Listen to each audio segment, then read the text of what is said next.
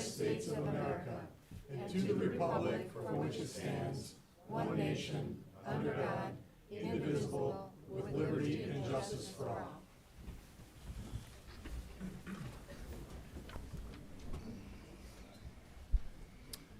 Good evening and welcome to the Independence Township Planning Commission meeting. This is a special meeting this evening. Copies of the agenda for tonight's meeting are available to my left at the entrance to the room. Agendas and minutes of prior meetings are available on the township website. The meeting will be conducted in accordance with the agenda as presented or amended by the Planning Commission. State law establishes planning commissions. This planning commission is comprised of 7 residents appointed to serve their community. Members are appointed by the supervisor and confirmed by the township board. Other individuals participating in the meeting this evening include representatives of the township's planning consultant, Carlisle Workman Associate, as well as the township planner. If you wish to address the planning commission, please come forward to the podium to my right. When recognized, provide your name and address on the sign-in sheet. Please begin your remarks by stating your name for the benefit of the commissioners. All remarks are to be addressed to the planning commission, not to anyone else in the room. If you have a cell phone or any other device that could make some noise and disrupt the meeting, please put it on mute or turn it off so it doesn't disrupt. And at this time, I ask the planning commission secretary to conduct a roll call. Mr. Borsheim. Here. Mr. Galley. Here. Mr. Laughlin. Here. Mr. Patel. Here. Mr. Ritchie. Here. Chairman Savadan. Here. Ms. Tully. Here. We are all present and accounted for. We have a quorum. We can hold tonight's meeting. Next item is item D, review of the agenda. Is there anyone who want to suggest any modifications to the agenda, or are we okay to proceed with this one? I'll move to approve the agenda as presented. Second. We have a motion to approve and a second. All in favor of the approving the agenda as presented signify by saying aye. Aye. Anyone in opposition signify by saying nay. Hearing no one, the agenda is approved and we move on. We move on to item E. Item E is public comment for items that are not on tonight's agenda. Is there anyone in attendance who wishes to comment on an item that is not on tonight's agenda? I'll start with the people in the audience in person. Seeing no one, is there anyone online who wishes to comment on an item that is not on tonight's agenda? Seeing no one, we close out item E and we move on to item F, public hearing, which I assume is why everyone's here. You weren't anxious to hear if the agenda was going to be approved tonight. Item F1 is PC file number 2023-013. The petitioner is Triad Investments, Inc. The parcel number is 0834326-012, and the present zoning is OS2 Office Service 2. And the applicant is requesting special land use and amended final site plan approval for a sit-down restaurant and bar.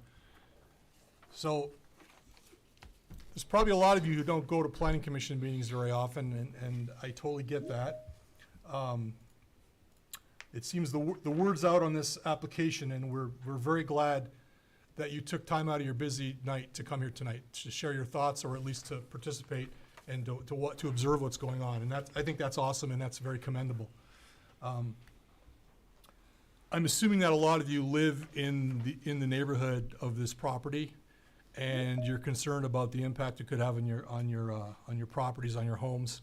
And we're all homeowners. We totally understand that. It's a very potentially very emotional thing. We all get that, believe me. But what we want to do is proceed in a very respectful, professional manner tonight. I was at a meeting on Tuesday night that there was clapping and cheering, and it makes for a awkward, uncomfortable evening. It makes for a long evening, and we don't want that. So what's important is there's going to be a public hearing tonight, and everyone here who wants to speak is going to be able to share their concerns. We're not going to put timers on you. As long as you stay on track, stay on task, you can share your concerns, your opinions with the Planning Commission. We want to hear them. We're going to listen to every word you say. So there's no need to cheer for your neighbors when you agree with them. You're going to have your opportunity to be listened to. We want to be respectful of the residents who are here this evening. We want the residents to be respectful of of the consultants and staff of the applicant who do have the right to apply, and also respectful of the planning commission. So do we have agreement that we're gonna be professional, we're gonna proceed, everyone's gonna have a chance, we're gonna listen to everyone, no cheering, no clapping, no stomping of feet? Anyone have an issue with that? Perfect. So here's the way it's gonna work, so we're all on the same page. I'm gonna introduce Sally from Carlisle Wortman Associates. She's gonna go to the podium, she's gonna present the report. We may have questions for her. She's gonna sit down. I'm gonna ask the applicant to come up and present. If we have questions for the applicant, we'll ask. They're gonna sit down after the questions, so we've all got the same amount of information. There's also information that's on the screen here and here. Once we have the information, including the audience has the information, then I'm gonna open the public hearing, and everyone who wants to speak is gonna have a chance to speak. Then we're gonna listen to your input, we're gonna close the public hearing, and then we're gonna deliberate. Does that make sense to everybody? I just wanna make sure, for those who don't go to these all the time, be patient, we'll get there, and you're gonna have a chance to talk. So, just wanna make sure everyone's on the same page. Anyone, any questions? Are we good? I see a lot of head nodding, that's good. All right, with that long-winded introduction, please summarize this report. Thank you. And thanks for being patient, everyone. Good evening, Commissioners. As the Chair mentioned, my name's Sally Elmiger. I'm a principal with Carlisle Wortman, and Megan couldn't be here this evening, and so I'm filling in for her. And I will present the report that you received on this application, and I'm going to start by talking about the intent of the OS2 zoning. And OS2, or Office Service Zoning, is not intended to permit commercial retail uses that generate large volumes of traffic, and it is generally characterized by businesses that operate during normal business hours and produce a low volume of traffic. So within that context, then, the next portion of the report, we talk about the site plan. Now, there's not a lot of comments in the report on the site plan, except there was a mention of parking. And I thought I would just quickly go over the numbers with you. Can everyone hear? Okay, sorry, I just want to make sure. Good. Okay, Yeah. thank you. Thank you. I just thought I would go over the numbers with you, so if you were inclined to think about a deviation on the parking, you would know what the numbers were. So in your ordinance, you have a collective provision, and it requires that parking shall not be less than the sum of the requirements for the various uses. If a site has more than one use, this site is going to have two uses, two restaurants and now a bar. So if we add up all the parking requirements for Mel's Diner, which the applicant nicely provided us with a number of 64 spaces, I'm not sure if that includes the outdoor seating, but let's say it does. So 64 spaces for Mel's. The new restaurant will require 60 spaces. So per your collective provision ordinance, that means that this site will require 124 spaces. Now, the site currently has 72 spaces, so the deviation would be 52 spaces, just so you have the numbers. So going on to the special land use considerations, just for the audience information, a special land use is a use which may be appropriate for a specific location, but it's not necessarily. It has to meet the criteria in the ordinance, and I'm going to go through the criteria, just kind of summarizing the criteria, and then I'll also provide the comments in our report regarding each. So the first standard is that the proposal is viewed within the context of the surrounding land use and the master plan. So viewing the proposal, as I had mentioned, the OS2 district is intended for low-intensity uses, particularly when located in close proximity to residential areas. The approval of the original center that has Mel's Diner in it currently was predicated on it being occupied by uses which would not impact the surrounding neighborhood, which we believe has come to pass.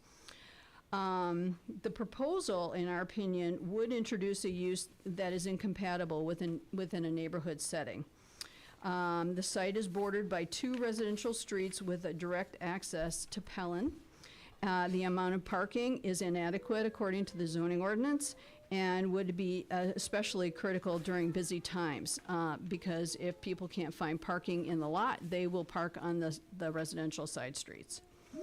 The next criteria, the proposed use shall be of a nature that will make vehicular and pedestrian traffic no more hazardous than is normal for the district involved.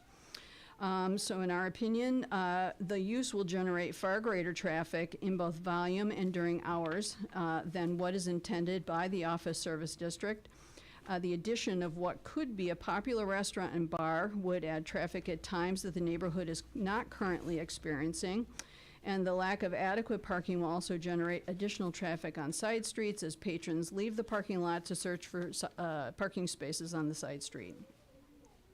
The third criteria states that a special land use shall not unreasonably impact surrounding property in terms of noise, dust, fumes, smoke, and a number of other features.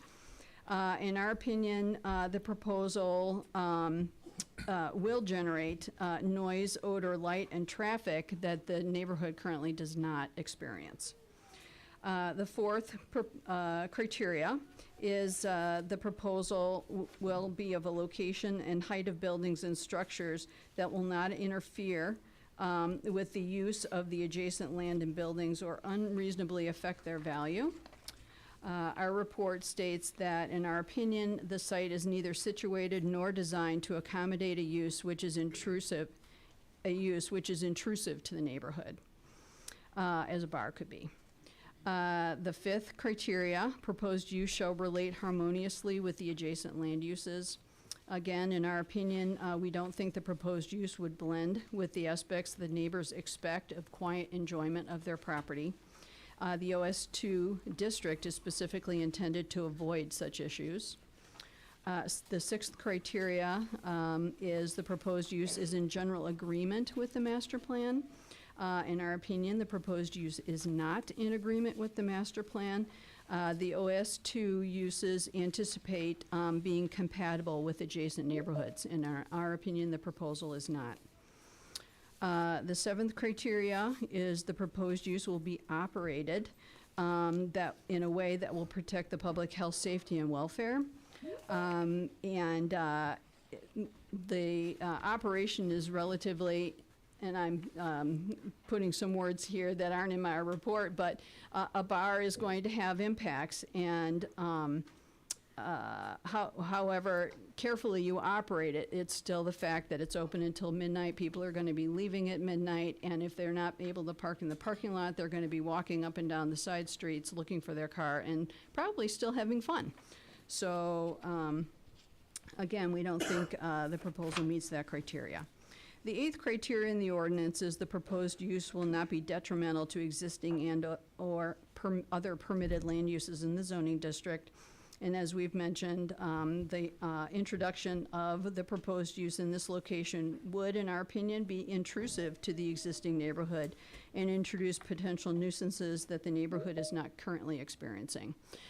Now, there are two additional criteria in the ordinance. One is impairment, pollution, and or destruction of the air, water, and natural resources, and the second is unreasonably burden the capacity of public services. We actually think the proposal would not have impacts on those two criteria. So that is our report. Does anybody have any questions? Any questions? How long has Mel's Grill been there? Do you know? Or is that something we should ask the applicant? I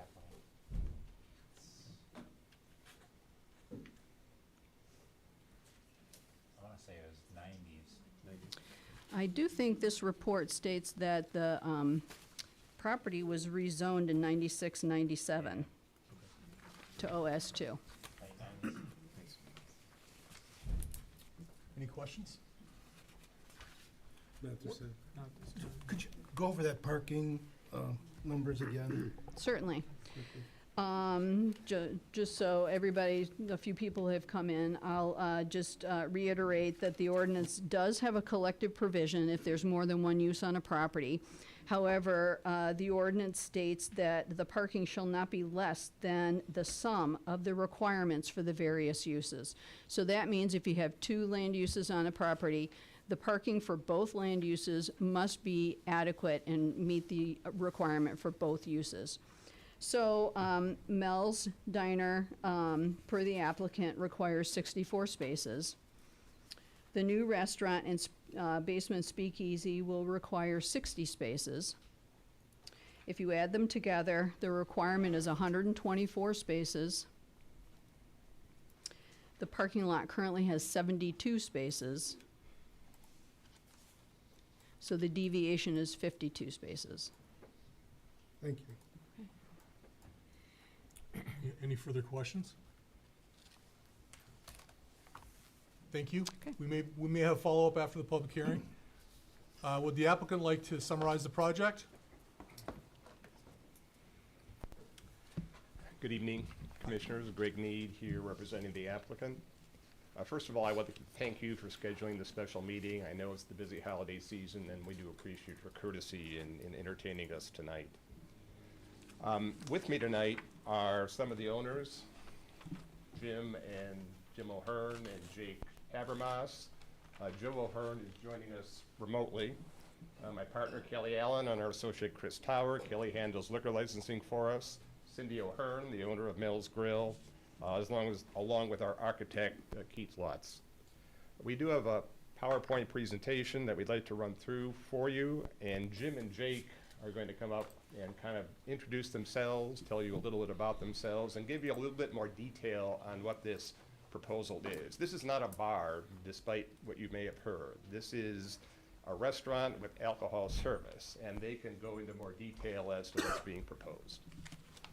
And then I will come back and kind of go from there, if you don't mind.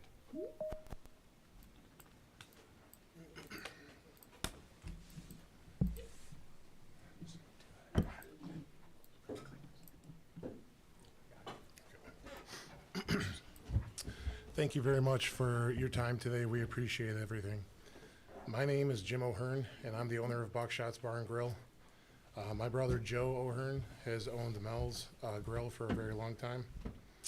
Joe and I were born here in Clarkston. Our first house was off Timber Ridge off Mabee Road.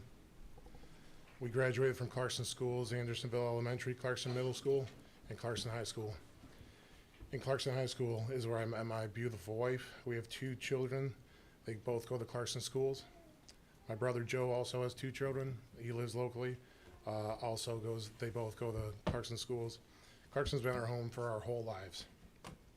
I met Jake in Clarkston schools also a very, very long time ago. And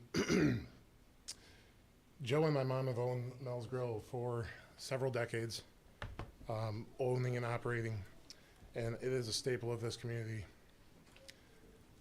I've owned Buckshot since it opened in 2010 and ran it, and Jake's been by my side for a decade. Through that time of owning it, we have had 13 plus years of serving our community responsibly. We've had 0 violations on our liquor license. We've ran a flawless business, and that's something that we take very seriously. And it is our community too, as our families are all here, and we care about that. Jake has been here to support me for over 10 years in that venture, and we have a ton of experience in how to solve problems and mitigate things and make sure that we don't have issues. We've always upheld the standards of responsibly serving the Clarkston community. Yeah, my name's Jacob Habermas. I as well have been a resident of Clarkston my whole life. I own a house right off of M15. I have 3 siblings that graduated from Clarkston High School. Like he said, I've been helping him operate Buckshots, and we feel like we can responsibly police a restaurant. This is not a bar, it's a restaurant that we're proposing here. I feel like they misrepresented that, but it's going to be more of an upscale experience, really, to be honest with you. It's going to be locally sourced foods, and like he had already said, we've been doing this together for quite some time now, and with 0 infractions, we take responsibly selling alcohol very seriously.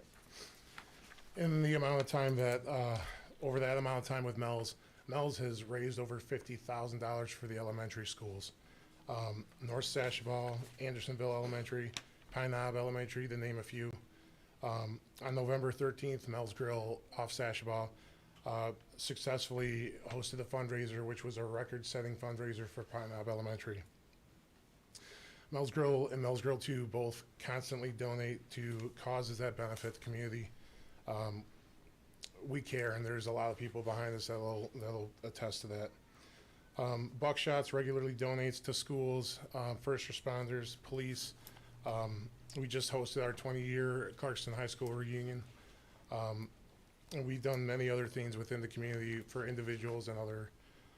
We host fundraisers for causes such as St. Jude, Make-A-Wish Michigan Chapter, Breast Cancer Research Foundation, Wounded Warriors, and many more. Jake, Joe, and myself have wanted to do something for a long time together because we feel like we have a unique skill set and we're all very experienced. And that's what we want to do, is bring this concept, which we feel is extremely exciting. It's something that is unique to the area. It's not a bar. I own a bar, and it is not going to be this. It's going to be a fine dining restaurant that has locally sourced ingredients. It's just going to be a place that I think Clarkston will be very proud of, and we'll be proud to put our name and our reputations on that also.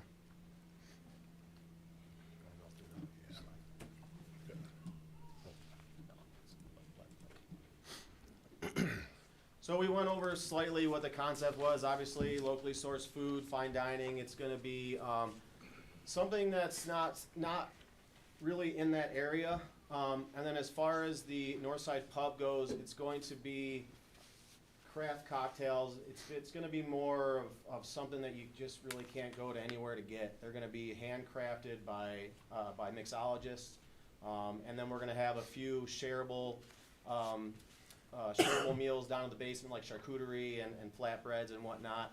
And then the upstairs is going to be a little bit more of like a family-friendly, higher end, not high end, but just more of a craft situation upstairs. And the downstairs is going to be more of an experience than really a dining area. It's just going to kind of be like, great atmosphere. Quiet atmosphere. Yeah, good quiet atmosphere. Limited seating, classic furniture. We were going to do a copper bar top down there and really keep it like that classy experience. You're right. When you walk in the fireside kitchen, there'll be a double-sided fireplace for a warm entryway. We've got custom chandeliers. We've got oak floors proposed to go in. We want to make this place beautiful, and it's something that's near and dear to all of our hearts that's involved. And we realize that there are potential concerns, and we are willing to address all of those. And I'm willing to give my personal number out to the residents around the area to address any concerns. I don't walk away or shy away from issues, I find solutions. And I think our reputations speak for that. That's the proposed fascia of the building. As you know, right now, it does not look like that, which would be an upgrade to the Clarkston curb appeal. Yeah, it's going to be more of a classy style like this, and we're not going to really change much of the lighting, so light pollution is not really going to be a big issue. We're really just going to clean up the front of the building to make the two units look as one, because as of right now, there's no one in either of those units. And the middle unit that we're going to combine with has been vacant for over 3 years.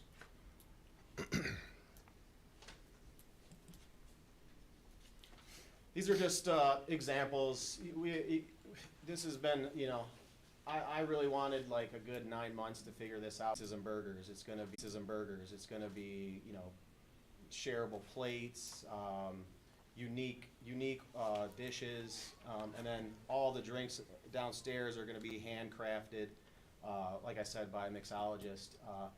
And this was just kind of a few of the ideas that we had in our mind for the menu. So it was just kind of a brief overlay of what we had. If you look at the current menu for Buckshot's Bar and Grill, it is very different for this, and it will attract a lot of different clientele. But we have great clientele at Buckshot's also. So just to show the differences, it is different from Buckshot's, which I would consider a bar. And for us to have a flawless track record for the 13 plus years there, I think this is gonna be much easier to mitigate than a place like that, which is also much bigger.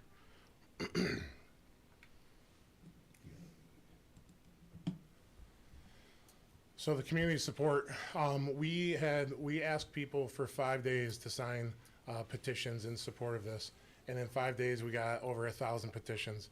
And after we stopped asking people, more people heard about it and wanted to sign it. And so we have over 1,200 petitions signed here of local people within our community. We put it on our social media, and we had a massively positive response for it. And the concerns that we did here were parking, which we will address. But the support, our team and some great people here also helped us walk door to door to be proactive in trying to get people's concerns and answer their questions around the neighborhood, because we are good neighbors.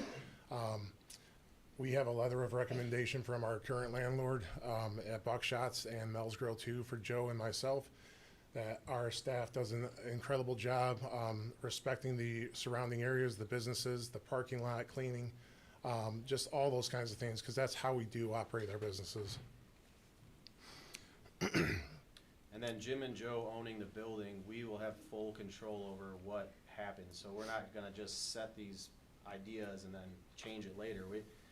Or have to abide to it. They own the building, so what we put into motion is what will happen. Right. We feel it's important to note that the residential property impacted most is 510 or 5010 Drayton Road. Ben is here tonight, and he's for the project. It's the one that is directly across from the Pelton Egress. As I said before, I will provide my personal cell phone number to anybody that has any concerns moving forward, to be a spokesperson, and I will address any future situations or anything like that. We would not burden the township with having to police ourselves. I think our track record, speaks for that. Yeah, we enforce our policies at Buckshot's, and this location will be no different.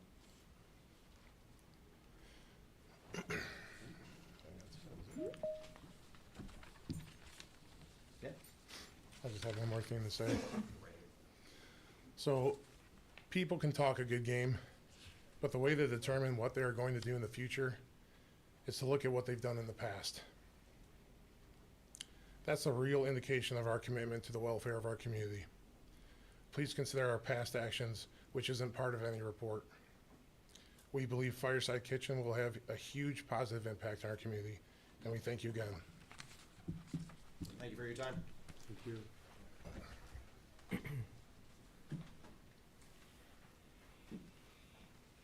Thanks, guys.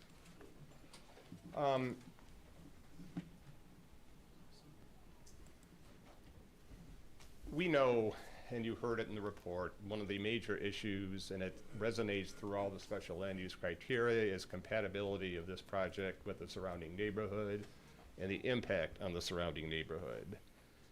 As I go through some of the details as to how we propose to address all those, I'd ask you to keep in mind a few things. One, we are sensitive to the concerns of the neighborhood. As noted, the owners are very experienced in restaurant operations. Their word is good, as demonstrated by their past track record. We are proposing many things to address the concerns that we've heard, including the ones that were articulated in Mr. Carlisle's letter, and this is what you're about to see are things that are in partial response to that letter and some of the concerns that were raised by some of the neighbors. I think you'll see we have considerable support from the neighborhood, as was demonstrated, and as you can see by the turnout tonight, many of which I believe are in support of our project. The master plan designates this area as local commercial. While that's about the only definition is what you see on the board, the master plan has very few provisions otherwise that deal with this part of the township. It's been noted that Mel's Grill, not Mel's Diner, Mel's Grill is in compliance, and we believe that our proposed use is consistent with the uses that are already there. A gas station, a convenience store to the south, and the Mills Grill property. The site is surrounded by office uses and a karate shop across the street, a gas station, a convenience stores, and major roads. We don't view this as being in a neighborhood setting. This is a corner of a couple of well-traveled roads. And we, as you can see, we have a gas station and convenience store to the south, Sashabaw Road to the east, the offices and the karate operation on the east side of Sashabaw. And as was noted by a moment ago by Jim, the one resident that is most directly affected, who's across from our proposed egress, is in support of the project. It is zoned OS2. A couple of comments on that. We don't perceive that there's a lot of demand for office zoning in the township, at least I don't perceive that. It's demonstrated by the fact that 2/3 of this site is vacant, and one of the units for over 3 years, I believe we heard. OS2 is more intensive than the OS1 district, obviously, and uses permitted of right include dry cleaners, laundry services, private service clubs, fraternal organizations, and lodge halls. You know, as most of you know, I live in Clarkston. I've been to the KSC Hall on Maybe. I've been to the American Legion Hall. They can generate a fair amount of traffic and a fair amount of activity on their own. We're talking about a fine dining establishment with excellent staff and experience. And again, if the township wanted to prohibit any kind of restaurant at the corner of Sashabaw and Pelton, it could have been zoned OS1, and it would not have allowed because the OS2 special land use is for a restaurant. That is not allowed at all in OS1. All that said, we are proposing several items to address the neighbor concerns and ensure neighborhood harmony. Members of the public may not be aware of these because these were not part of our proposal when they originally went on social media to explain what was going to happen. We had reached out to at least one of the neighbors who had complained, trying to set up a meeting to address these, but unfortunately that meeting did not take place. We propose the following: a Simtech EcoStone sound barrier fence, and I'll show you a picture of that in a moment. That, I am told, will reduce additional noise, and am told that the fence is effective at blocking about 98% of direct sound. We believe that plus the fence masking the headlights will substantially minimize the impact on the neighborhood. This is a picture of the fence. This is from the Tropical Smoothie in Waterford. And what we would propose would be to erect that fence in the area shown as green. This is a little odd because, you know, north is pointing to the left, but in essence, we plan to use the fence between our proposed site and the residential neighborhood abutting to the west, and then also along the southern part of our parcel that borders Oak Vista.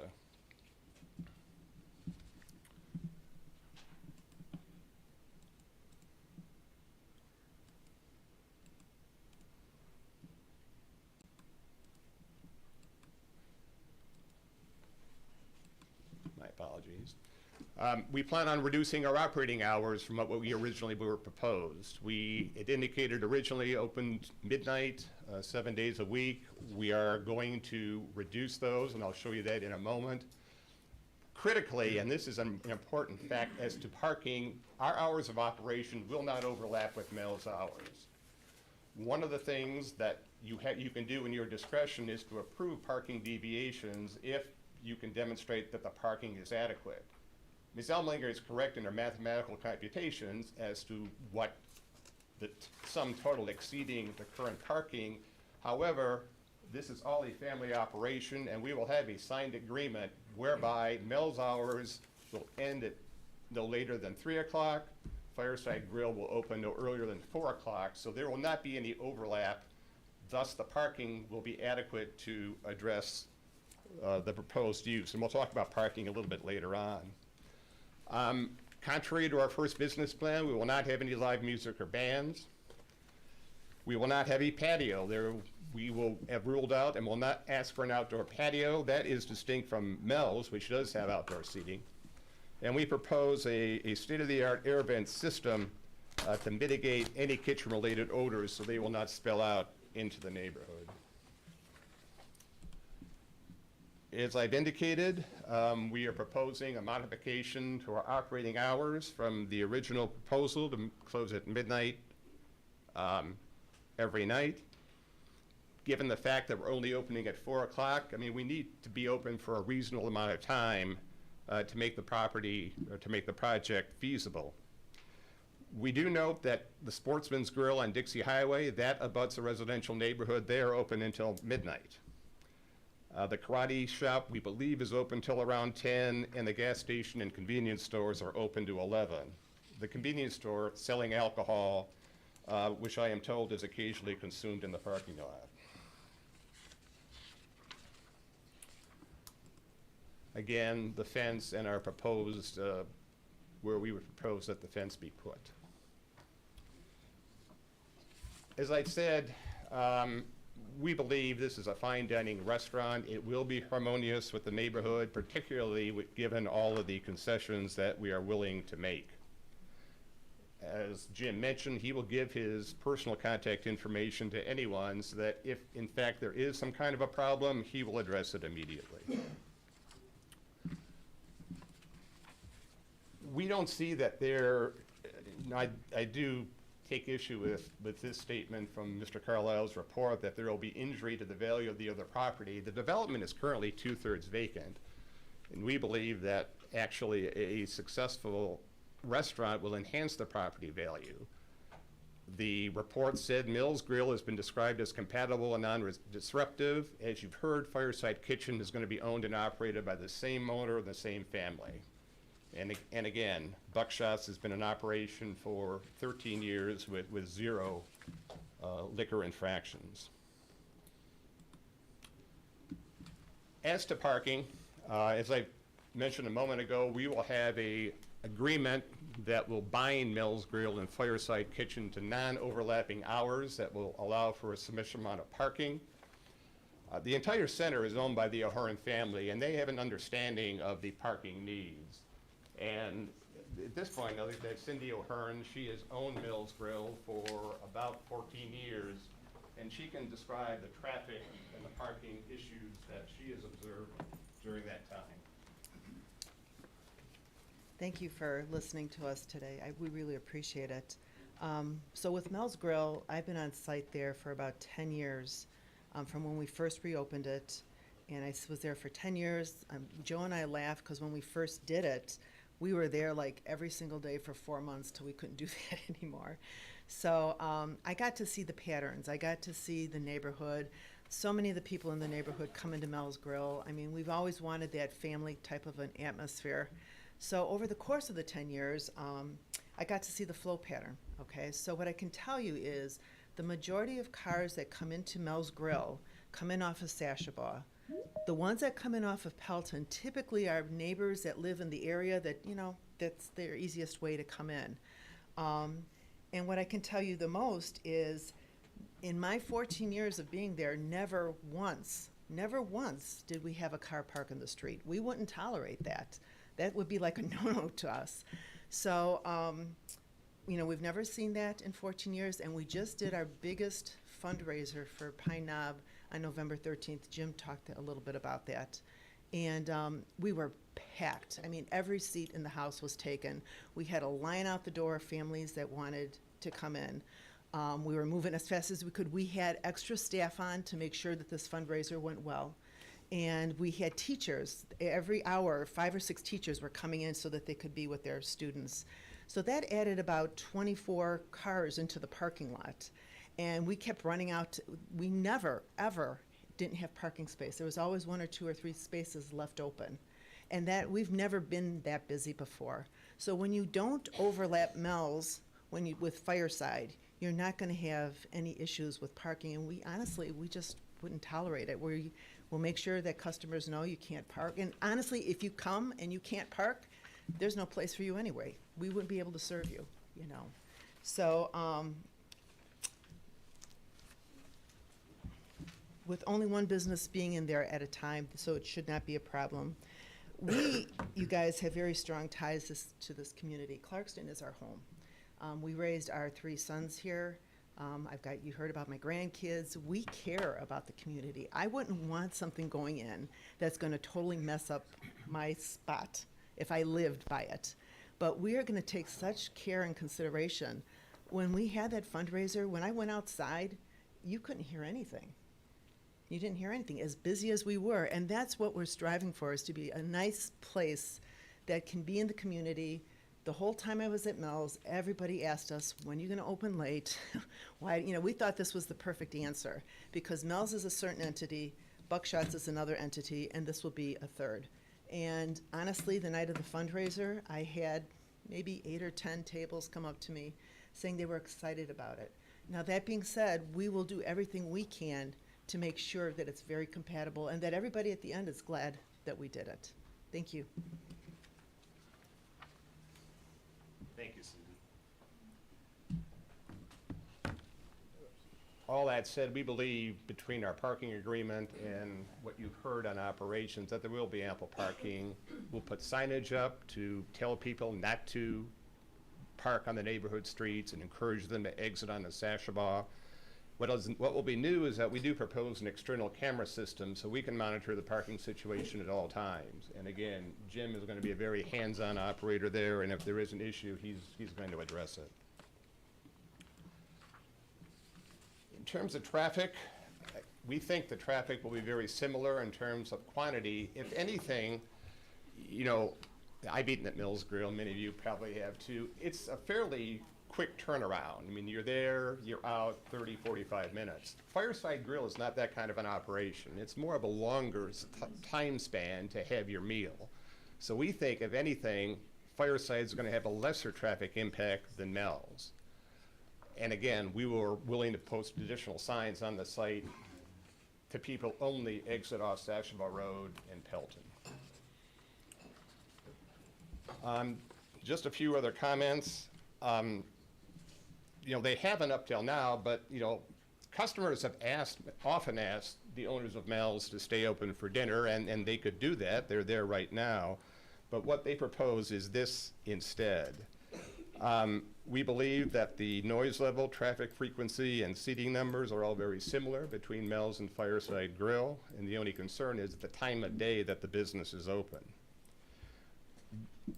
We certainly respect Mr. Carlo's opinion. I've known him for years, but we believe that with all the concessions that we've outlined tonight, that we have addressed the concerns. We will be good neighbors. We will be compatible with the community. We will bring a fine dining concept that really isn't found in that part of the township.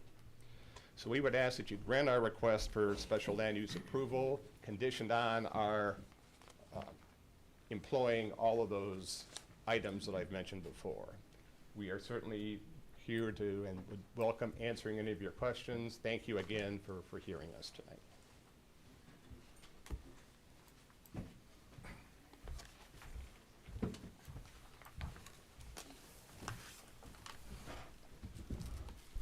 Hopefully the audience is able to see the slides with my massive head not in the way. That's why I moved down there. Any questions? I've got some. The slide that listed concessions. Would you like me to put it up, Mr. Chairman? No, that's okay. Okay. Timing, was that part of the packet, or was that a recent submittal? That was a recent submittal. It was mostly in response to Mr. Carlisle's comments in our attempt to make sure that there is neighborhood compatibility. You can stay up there. Just a couple things that I'm not asking to debate. We're just having a conversation, just because your presentation, which was very thorough, we appreciate it. Just raised some questions. The statement that the property could have been zoned OS1, what does that mean? Yeah, maybe I wasn't clear. I apologize. If the township intended for there to be really limited intensive activities on the corner of Sashabaw and Pelton, when they zoned the property, it could have been zoned to the OS1 classification. And if that were the case, then, you know, no restaurant could be there along with those other items. That was my only point. I apologize if I wasn't clear on that. That was 26 years ago, though, Understood. and it wasn't zoned OS1. I mean, it could have been zoned single-family residential too, but it wasn't. Certainly. But Certainly. zoned OS2. It is zoned OS2. Okay. And there's a couple times I saw some slides, the proposed use is not a neighborhood setting. What does that mean? It's on the corner of two streets. When I hear neighborhood setting, I'm thinking back of the old days when you would have a grocery store in the middle of a residential street. I mean, that's a neighborhood setting. This is a commercial, to me, this is a commercial setting, given what's across the street, particularly given the gas station and convenience store that's to the south. Okay. Any questions? I have one. What is the height of the fence proposed on the, I guess, the west side? It's the same as what's there, I'm told. So 6 foot, is that? The size of the noise fence that we propose, the height of the noise fence, it's 6 feet. I'm still concerned about the parking, at least given the schematics that we had, which lists the number of seats. And it doesn't say anything about the employees. So I need to add the number of employees to the seats listed. You know, I don't dispute the planning consultant's numbers when she calculated it, and we had provided those as well.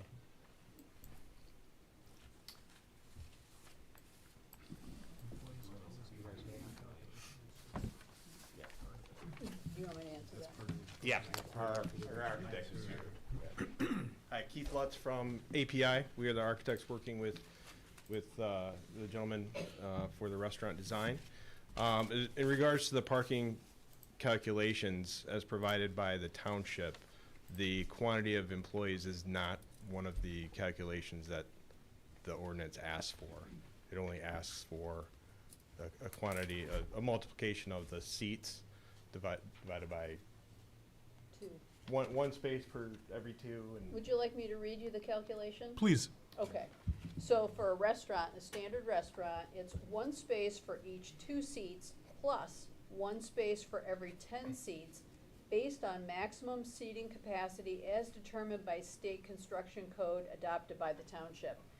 Now, the information that was provided on the restaurant is their proposed seating. I don't know if that's gonna be the maximum permitted by the state construction code. So that's one question, and then maybe the other question you could answer is, but before you do, I have one more thing to say, is if the Mel's seating included also the outdoor seating. So if that, your 64 spaces also included that outdoor seating that Mel's has. But hold on a minute, that's one question I have for you. But I do want to tell the planning commission, in my calculation, I neglected to put 1 + 1 space for every 10 seats. I think that's intended to help with the employees. So instead of a 52 space deviation, I believe it would be either a 57 or 58 space deviation, depending on, you know. yeah, we had 70 spaces, I believe, required for Fireside by itself. And it was 64 for Mel's, I believe it was. Oh, okay. And to answer the question on the outdoor seating, I'm not sure. You're not sure, They okay. gave me that seating count number. All right, and then the parking requirement for a bar lounge is 1 space for each 2 seats based on maximum seating capacity established by fire and/or state construction codes. And again, we don't know if your proposal is maxing out the state construction code occupancy. It's within the limits. It's not necessarily maxing out, but it'll be what's allowed. So basically, I would need to divide the number of seats by 2. 2, And then add in employee parking, whatever that would be. for just the restaurant, not the bar. There are employees at the bar? You're right, there are employees at the bar, but the ordinance does not have that 1 additional space for every 10 seats that the restaurant code has. Well, you know, because it's a huge single-family neighborhood that backs right up to it. And the roads are narrow, so it's really not optimum to have parking on the road. So that's my biggest concern of the information that we're discussing tonight. So we don't know what the total amount is. I calculate 145 total seats, but you're Okay. saying only the restaurant portion has the additional 1 per 10, so. Right, and I have this if you guys wanna look at it. There's 9 plus 18 bars, so 27. Just doing a quick math. So it's probably another 12 spaces. So there's a restaurant and Brian, there's can you bar. put the layout, it shows the parking lot and the building? I think it's, That'd be 84. what page is it? Should be page 8, I think.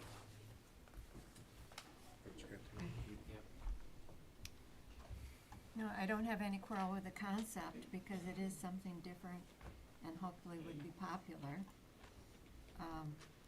But you gotta do something with all the cars in the end.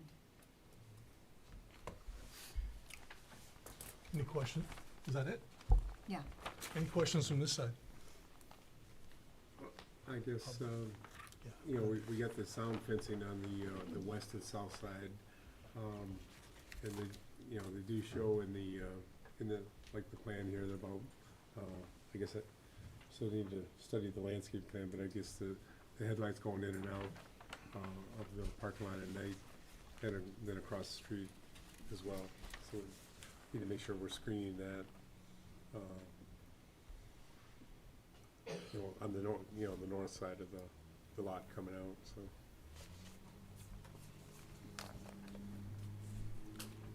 Yeah, I do have a question. So related to parking, first of all, when I saw this, I thought the speakeasy was upstairs, but I understand it's down in the basement. Can you kind of walk me through the intent of that? And I'm asking this because I want to know, is it different times that you're expecting people to be there? When I look at this, I think of that maybe as more of a late night use, and I don't want to put words in your mouth, but I want to know what the intent from you is on when you expect guests. Is it 100% for a certain amount of hours? Is it different areas, different types of patrons, bar versus restaurant, different times? Just walk me through that. Yeah, the speakeasy is gonna be probably a little bit of later crowd. It's gonna be more of like, almost like a business setting, in our opinion. It's gonna be a 1920s feel, you know, all beautiful setup, and it's not gonna be like a restaurant per se, but have you ever been into a speakeasy before? So I'm assuming it's gonna be a little bit of a later crowd and a little bit different, but we're also anticipating, you know, someone coming in and getting, you know, maybe a cocktail early and then having a reservation after. So there might be some intermingle on that, but I would anticipate it's gonna be a later crowd. So there's probably gonna be a gap with traffic as far as the two places being operated. We expect a dinner rush at this place, and when I say rush, I mean, obviously Cindy pointed out earlier that the parking lot is sufficient. So we anticipate getting and holding people, like she's mentioned earlier, Mel's flips a lot of tables, their ticket times are very quickly there. This is not that experience. This is come in with your family, enjoy, like have a longer experience, those kinds of things. And so the flipping of cars going in and out would actually be the less traffic than that. And then we anticipate the speakeasy kind of being, as that dinner crowd is like dissipating, then that, you know, has its limited seating down there in a quiet environment. Just a couple follow-ups. Obviously, I assume you know your competition well. I think one of our concerns is not having something that you know, happened recently on Dixie with Parkers. It's a struggle sometimes to find parking. I know they had some areas where they could have some free up parking, which you don't really have. So can you kind of walk us through, maybe, is that a larger restaurant? Because when I look at their parking, they've got about 100 parking spaces. So can you kind of describe the difference that you would see from Yeah, an impact there? Parker's Hilltop is a much bigger entity than what this proposed area is. It's got, it was the old racket racquetball play, it's just a lot bigger of a Yeah, footprint. it's huge. And it's in the, you know, off of Dixie Highway, so the traffic that goes through there, is a lot, you know, so, does that answer your question? No, I didn't expect you to have numbers in your back think we pocket, but I had- think I that think is, we that is had something that we're numbers. concerned about. I think we had 240 seats approved there. Okay, that was before my time, so. Substantial difference. Yeah. Okay, it's good to know. And the reason we kept our seating capacity lower than Mel's, basically, is because, we realized that, you know, we don't want the issues that you guys are talking about. We wanna mitigate those right off the bat. So instead of trying to pack the place with seats and all that stuff, we separated the two. And then basically, we're not gonna allow people to park, you know, we mentioned the surveillance system and that stuff. You can pull that up live anytime, any one of us can, at any time if we're not on site. And we police things very well with our standards, because that's what makes, you know, your operation go, is how well you run it, how well you stand by it, and what you stand for, and your integrity with your rules that you keep to make everything harmonious. And to piggyback on Mr. Lodgren's comments, I mean, my dinner experience in Clarkston is restaurants start to wind down around 9 o'clock. You know, I'm not saying yours will be more or less than that, but it seems anywhere you go, that seems the case. But, you know, how do we make sure it stays a restaurant and doesn't morph into a bar? Yeah, I think just with our experience, Buckshots is similar in that. You're right, 9 o'clock, it does start to slow down. But then you have, you know, your handful of people that are, you know, finishing their meal or having, you know, maybe a nightcap or something at the end of the night. But you're right, it's gonna be similar to that. And like I said, we're not gonna operate this location any different than what we've already been doing for years now. Can I have the ability to stay open till 2 o'clock, 7 days a week at Buckshots? And I don't.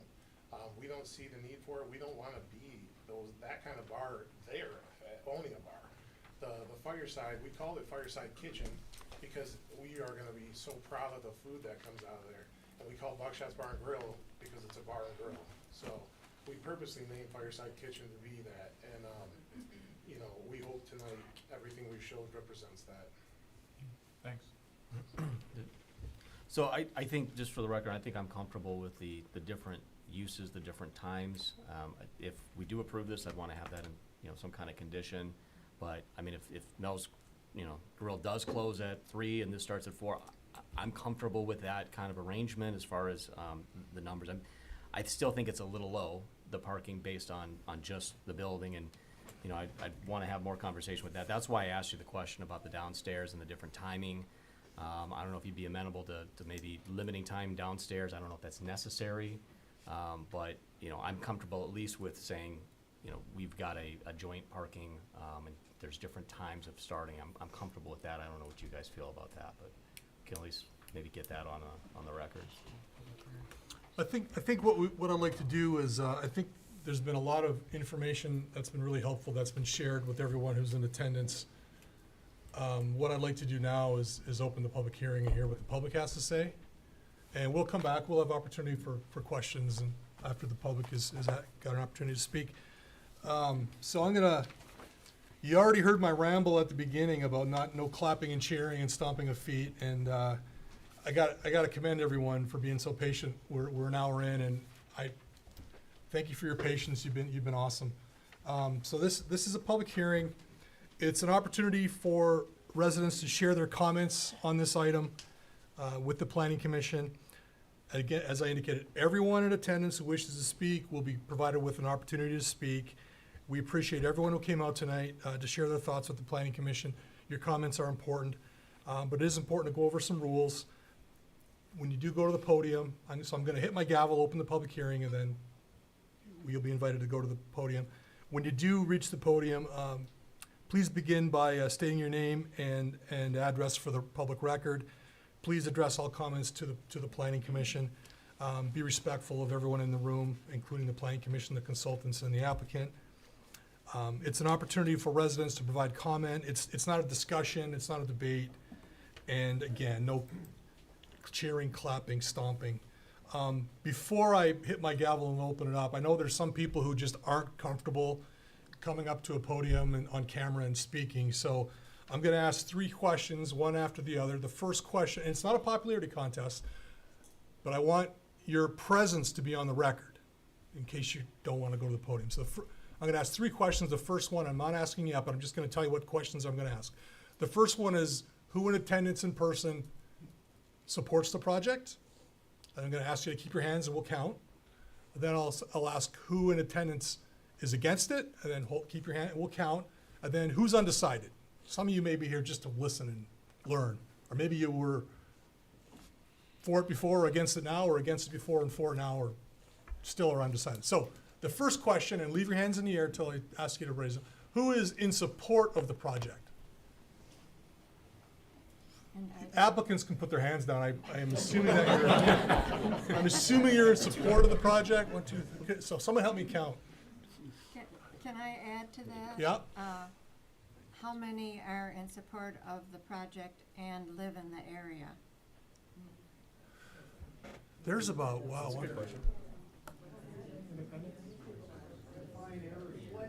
the neighborhood. That they live in the neighborhood. We all live in the Yeah, area. in the neighborhood that surrounds. How many live on, Pelton So- or Drayton? So that was, Or Oak Vista. the fact that they're here, I think their vote. So if you're in support, put your hand up.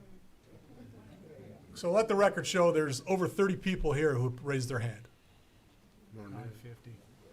Okay, put them back up. You're gonna count. I deem you counter. Let me do a I'm percent. gonna do a segment. Just be patient. I appreciate everyone. Just hang in there. All right, I got an average of it. Okay. Awesome. Who is opposed? 3 hands in the air. 3, yeah, thank you. Who is undecided? 4. That was helpful. I'm gonna remember that. That worked pretty well. And Never who done that. lives in the neighborhood? I think that's an important Pelton or question. Drayton or Yeah, Oak Vista. Oak Vista? yeah. Who was within, who lives within a quarter, within a half a mile of this development? Okay. Thank you. Now that we got that out of the way, I'm gonna open up the public hearing at 7:03 PM. And anyone who wishes to, who's in person, who wishes to speak on this item, please go to the podium, state your name and your address for the record, and welcome. Hi there. My name's Jessica Spencer. My business address is 5916 South Main in Clarkston.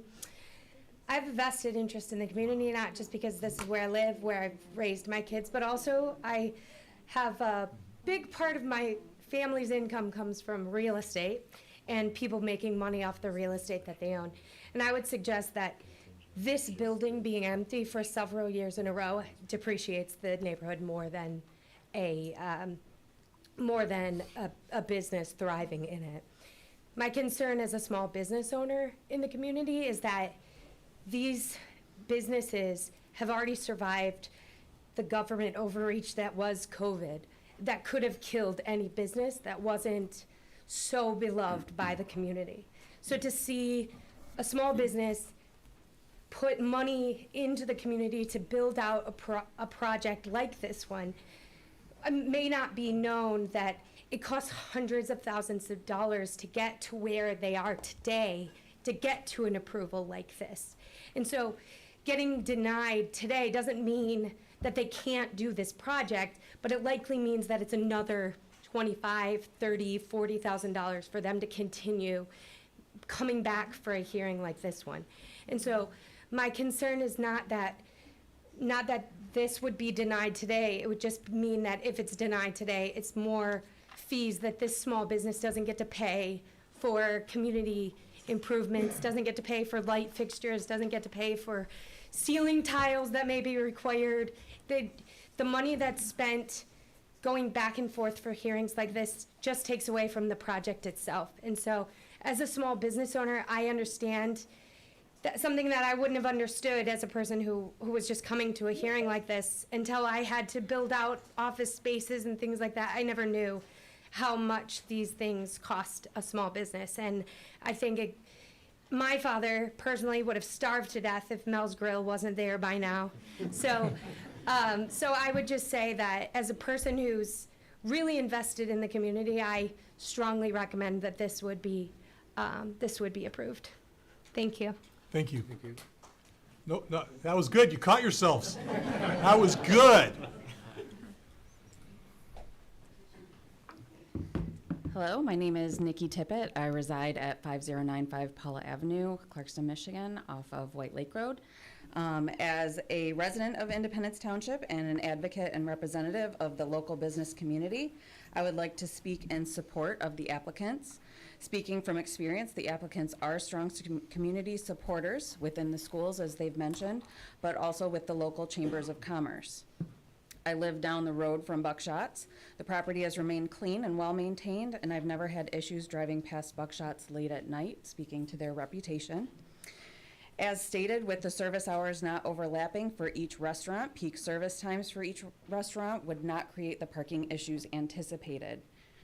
As a community competing with large amounts of development and dining in the neighboring communities of Lake Orion and Auburn Hills, Clarkston needs to continue offering unique and fine dining opportunities outside of the downtown area to keep its residents in town and retain the dollars of its own community members. Thank you. Thank you.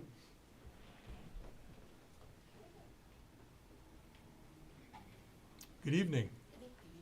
Hello, my name is Christina O'Brien. I live at 4895 Pelton Road, right down the street from Mel's Grill and hopefully Fireside Kitchen. Not only as a valued member of Mel's Grill and the staff, and I've also had the opportunity to work at Buckshot's Grill with both of those men right there. I would like to speak in favor.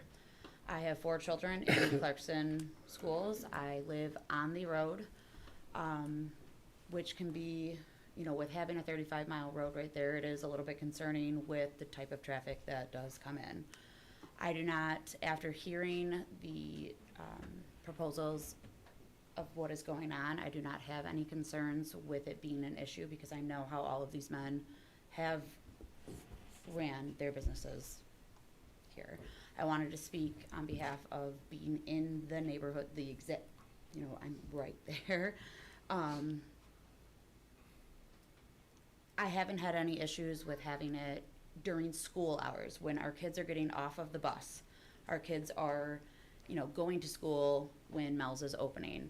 Our kids are getting out of school when Mel's is closing. And it has never once been a problem with the traffic coming out of that parking lot, with having the bus stop right there at Drayton, with having the bus stops down the road. So I do not see it being a problem after our kids are off school. There's not a lot of kid traffic on Pelton Road. Obviously, we do not have sidewalks there. So I don't believe that would be an issue if that was a concern of anybody's. And that's kind of where I wanted to go with that. If it's not a concern while our children are getting on and off the bus, with Mel's Grill being a very busy establishment, then it shouldn't be an issue when our kids are not on that road as much. So that's kind of where I wanted to talk. Thank you. Thank you very much. Good evening. Excuse me. My name is Noelle Akers. I live at 4575 Pelton Road. I am the blue house that is Mel Grill's neighbor. My husband David and I have lived in Clarkston for 14 years now and are happily raising our 3 elementary aged children here. We love this community. Mel's Grill is my neighbor, and I love to support a local business and enjoy walking to Mel's and having breakfast. I'm always thrilled when I hear about a new restaurant opening in our community. Say that I'm less enthusiastic about the news of Fireside Kitchen opening up right next door to my home, and is an understatement. Don't get me wrong, I do believe it's a great concept, but not for this location.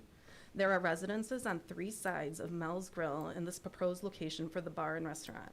And yes, I know they're calling it, saying it's an upscale dining experience, not a bar, but a speakeasy. Last time I checked, serves mostly alcohol, small plates. They're saying it's a bar. It's surrounded by families. Yes, 4 residences are within 300 feet that got the lovely postcard in the mail, but the rest are still immediate neighbors. To put it simply, the owners of Mel's Grill and Buckshots are proposing opening a bar right in the middle of a residential neighborhood. I know this affects no one else that it does myself, my family, my neighbors, but if you put yourself in my shoes, I mean, would you love having a bar as your neighbor? And all that comes with having a bar as a neighbor. I feel like most people in our community would not.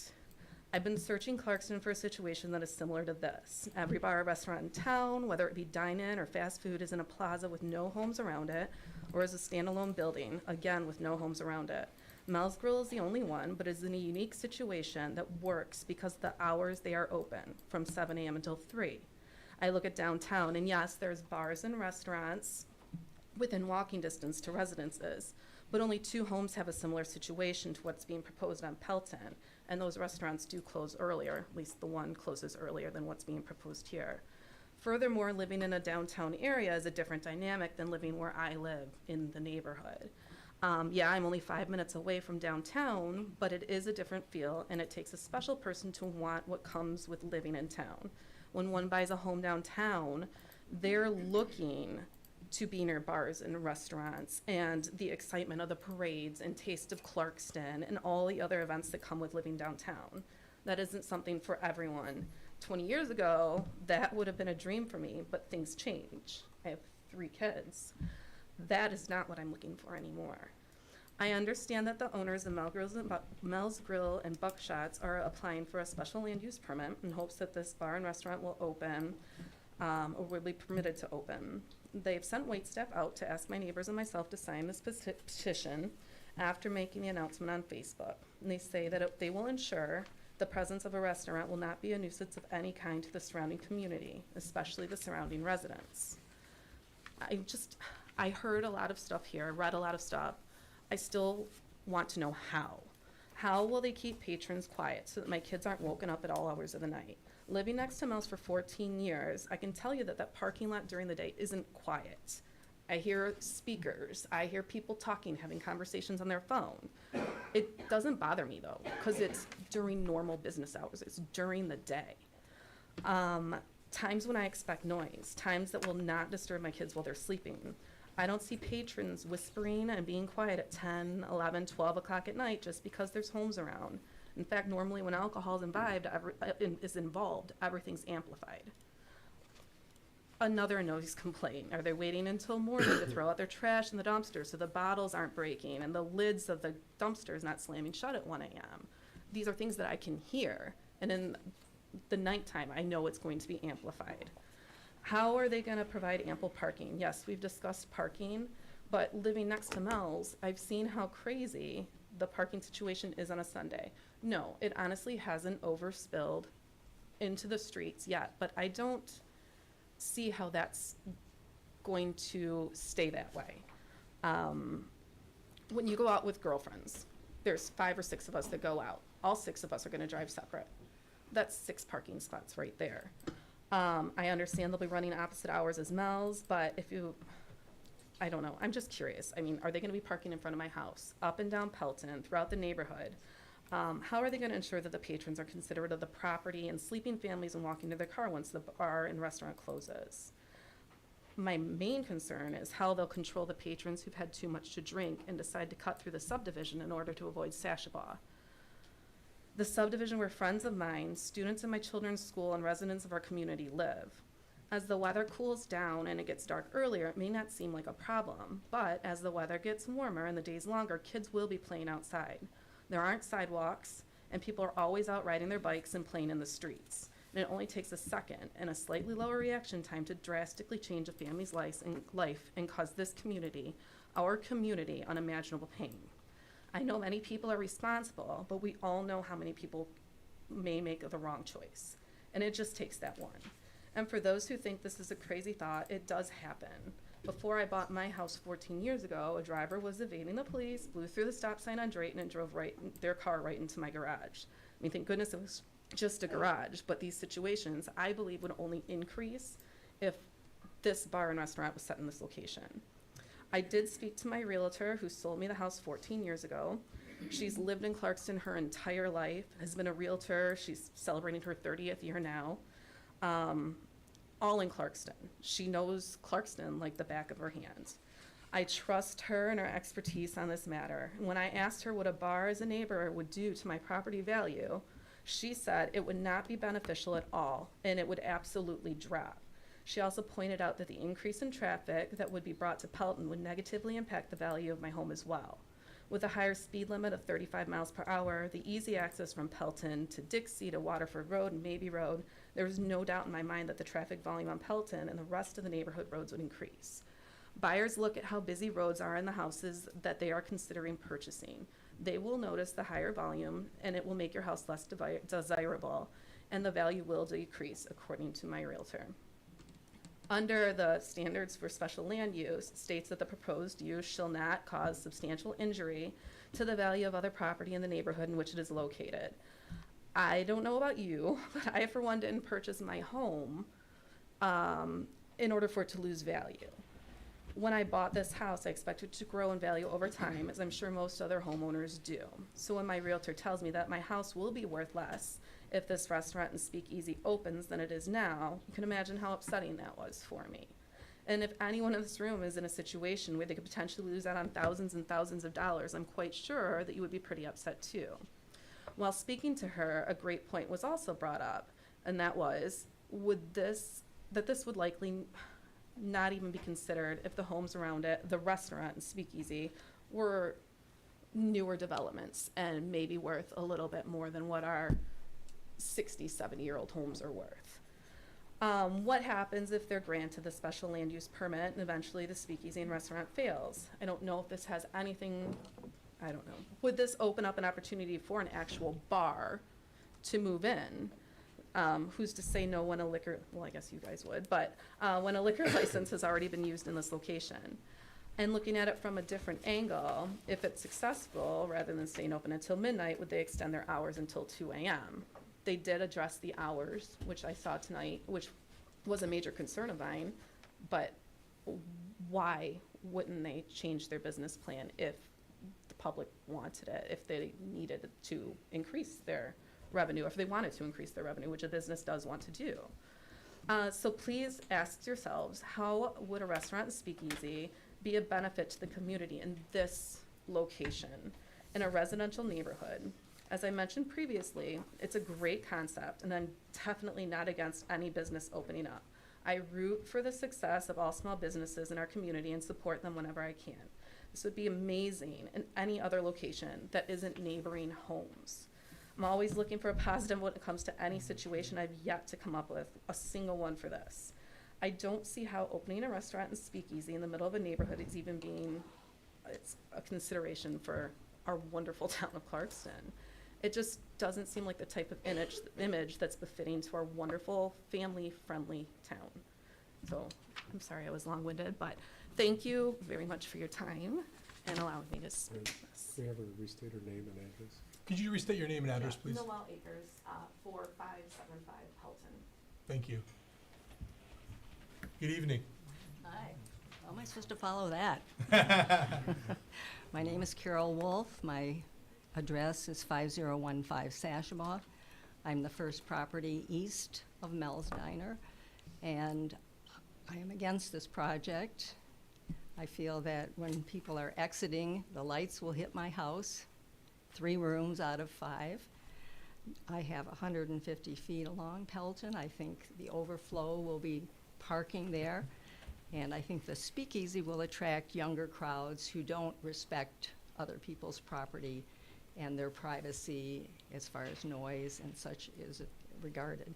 And I agree with the previous speaker. I think properties will be devalued if I should try to sell my home to a young family who wants to live next to a bar.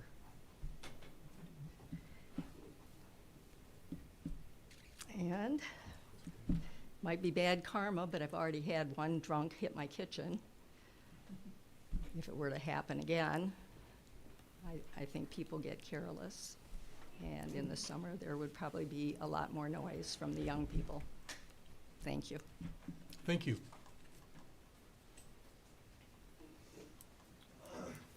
Good evening. Hi, Sean English, 7100 Blue Water Drive. I just wanted to say, give a little moral support for Jim, I guess. In regards to their commitment to the community, somebody had brought up COVID earlier, the COVID shutdown. At that time, both Joe and Jim and Jake established a social media page on Facebook, not just for their own businesses, but for any restaurant in Clarkston to post their menu, their hours, their pickup times. And it just goes to show the depth of how much they care about the other restaurants and businesses in the community, that they would go out and make that page for free and available to anyone. So that's all I just wanted to say. Thank you. Thank you. Good evening. Evening. Thanks for taking the time to hear us all out here tonight. My name is Jeff Burley, 6280 Walton Woods. You know, I'm 100% in support of this, but I want to take kind of a quick second to just kind of talk about the character of the O'Hearn and Habermas family. I've been privileged enough to know them for about 25 years here. You know, grew up in Clarkson myself here. As they mentioned earlier, you know, they're both Jim, Joe, and Jake, all born and raised here, graduated from Clarkson schools. You know, they all own homes here. Jim and Joe are raising their family here. This is home to them. They, you know, their roots started here, and they're looking to expand those roots and, you know, firmly plant themselves here in Clarkston. You know, when I grew up here, there was, you know, always seemed to be like a great deal of pride and support in promoting people from Clarkston for endeavors, accomplishments, you know, and I can't think of three better people and two better families to support than the O'Hearns and the Habermases. You know, they've, as they talked about earlier, which I was happy to hear about, because they keep silent about all the things that they do behind the scenes for this community, with you know, monetary donations, material donations, food donations have been made on their behalf. They talked about the schools, things I can think about, Lighthouse North, Salvation Army. They did fundraisers for individuals in the community who have fallen on tragic or hard times or bad circumstances. You know, they give, let's see, they did fundraisers in this last couple of years, Cancer Society, Special Olympics, Make-A-Wish Foundation. They care about first responders in the community here. When you know, EMTs, police, firemen come in, they discount their food. Half the time they just give it to them for free, as you know, their service for what they're doing for the community. They give discounts to military veterans at all times of the year there. You know, and I hope you guys were at Taste of Clarkston this year. It was a good turnout, and we all know it was a kind of a hot day. You know, what I noticed in their booth when I was walking around and talking with them, they were going around and giving around free food and water to all the police that were out there, having them come and take a few minutes, take a breather, come and sit down in the booth, relax a little bit. You know, these are just, to me, these are characteristics of what we want to support in this town, of people who look out for their local community. You know, they don't do these things for good press or recognition. They just do it because they're good people, morally sound, and you know, they do it because they're in a position that they can give back here. You know, if you guys ever go to either Mel's 1, Mel's 2, or Buckshots, take a few minutes, talk to their staff, and see how long people have been there for. They got people been there 5, 8, 10 plus years. I think that speaks to, again, their character, how they run their business, that people are able to, you know, have jobs that they can support themselves and their families. And those people are just as much a part of the business in this community as anybody else is there. You see a lot of the same faces, and you've seen a lot of the same faces over all these years here. You know, again, these are just, to me, these are the type of people that we want to support here. You know, if being honorable, virtuous, you know, like I said, having a good moral compass, integrity, if these are traits that you value, you know, then I just ask you to take into consideration, you know, passing this through so Fireside can open up there, because these families and these men are the embodiment of those traits. And I also think that by this not opening, this allows them another avenue to generate things to give back to this community. So if this doesn't go through, and in a sense, I feel like we're taken away from the community here as well with people who actually want to give back to it. You know, so I just ask for your support, and you know, thank you guys for your time. Appreciate it. Thank you.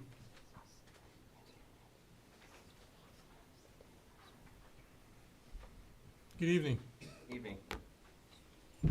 My name is Matt Woodworth. I live 11850 Big Lake Road, and I'm here to show my support for the O'Hearn family. I think it's clear what reputation they have and how they run their businesses. And I just wanted to make a comment because most of the negative comments and the concerns that I'm hearing are about concerns about people drinking and driving, which is currently illegal. And we already have laws and policemen to enforce the drunk driving issue, and people crashing into houses while they're drinking and driving is obviously not something that is going to be caused by a bar being at that corner of Sashbaugh and Pelton. There's already the Sportsman's Club bar on Waterford Road, and the drunk driving escape is to go down Pelton currently, so I don't think there's going to be any more traffic that is going to cause an issue. And I just wanted to point out that the main issues that I'm hearing, we already have other means of policing, and it shouldn't be a consideration on whether or not we can have a new small business where people can go enjoy dinner at that corner. So that's all I had. Thanks. Thank you. Anyone else who's in the room? Good evening.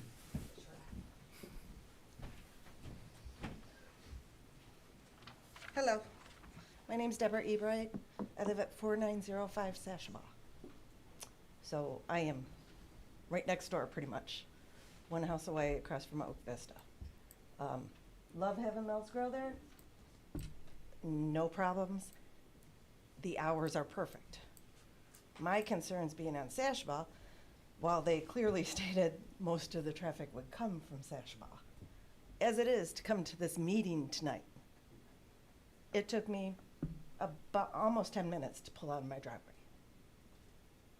So it does affect the traffic, maybe not on Pelton, especially that time of day, between 4 and 7, which is when everybody's up and down there. There's times I'm backed up on Sashbaugh, can't get to my house. I can see it, but I can't get to my driveway. I don't know if a study's been done by the township. The number of accidents in that business corner is huge. You have people pulling out of Oak Vista, people pulling out of Pelton, people pulling out of the gas station, and then the side streets across the street. And there's constantly accidents there. People pass on the shoulder. I've been in quite a few narrow misses. My neighbor has actually been rear-ended several times going into her driveway. But that has nothing, here or there, that happens now. So whether these people are not. My main concerns are with the parking. I don't think people park on the side streets. I think they're gonna go park at the businesses across the street that are closed. The State Farm, the karate place. And then you're gonna have pedestrians walking across. There's no lighting there on Sashbaugh for that. As it is, I can't tell you how many times dogs are hit, everything else. People on Sashbaugh, it's just, the road travels and they drive like maniacs. So my concern is, one, for pedestrians that decide to do that, because there's not ample parking. And also the sidewalk on one side of Sashbaugh is used quite a bit. There are constantly people walking up and down there, walking with their dogs, walking to the gas station. I can't tell you how many times I've almost seen people get hit because people are trying to turn and they don't look for a pedestrian. My neighbor and I, we are the only two homes there on Sashbaugh that have a circle drive. People have gone to turn in my drive to turn around and almost hit pedestrians because they're not looking. Kids on bikes, people walking their dog. I have to stop and wait for a pedestrian, and I'll have people laying on their horn because I'm not turning. There is a person there, okay? If you're not accustomed to living on a main road, you don't know to watch for those things. So those are some of my concerns. I'm not necessarily opposed to it. I love Mel's Grill. I think it might be kind of fun, you know, to have a place you can walk to, you know, your local whatever.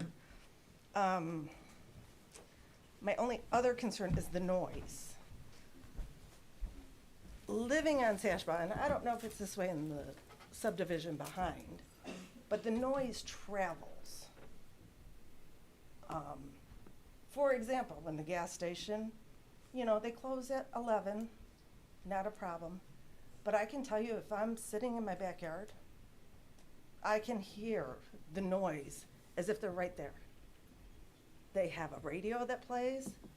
It travels through, I don't know if it bounces off just the way that corridor is. If it's raining out, the noise is more apparent. You can hear it louder. I can hear when the truck comes, 1 o'clock in the morning, to fill the gas tanks underground.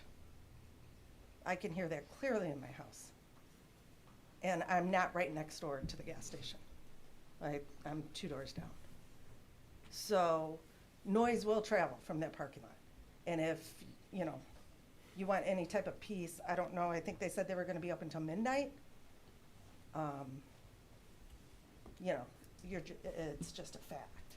So I don't know, these fences they're talking about putting up, how effective they are in keeping the sound down. Are they just going to redirect the sound? Because we already have a problem with that. You know, the sound traveling, echoing off of things. So I don't know, I'd be curious to know those fences, how they work and how effective they are.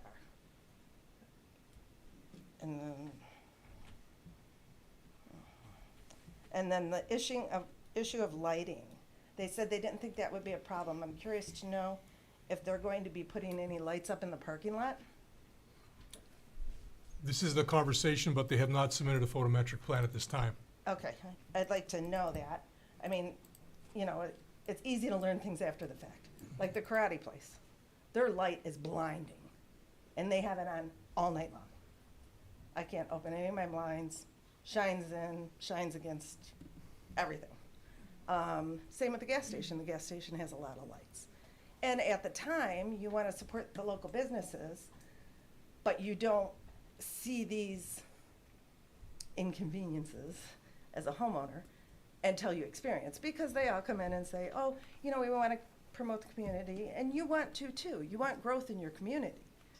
And everybody has good intentions, but until you live right next door to it and you see how those good intentions didn't necessarily turn out the way everyone had hoped, then there's no recourse for the residents.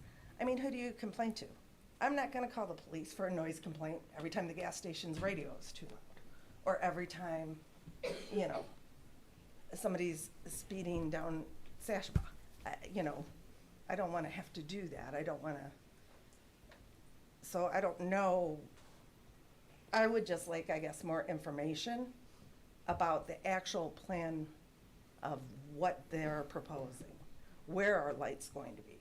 You know, what does this fence actually do other than look pretty, you know? And how are they gonna stop people from parking at the businesses across the street? I mean, people, you go to a restaurant, you'll wait. If you wanna try a new place, we've all done it, you know? And they have a great reputation. I love Buckshots, you know, I can see why they would be successful, which is both part of the pro and the con, so to speak. So, you know, certainly nobody wants their property values to go down. I don't know, it may enhance them, it may not make them go down. I don't know. I'm not in that business. But I do have concerns just about the neighborhood with noise, lighting issues, you know, noise from patrons in the parking lot, whatnot. I mean, just with the gas station alone, I can't tell you, on any given day, I can find 3 or 4 of those little airplane liquor bottles in my front yard. So I don't know how many people would be walking there, but it just seems, I'm just not sure how people are gonna handle that or how they plan on policing it, like they said.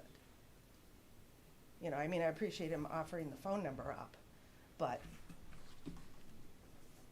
you know, logistically, what can you do?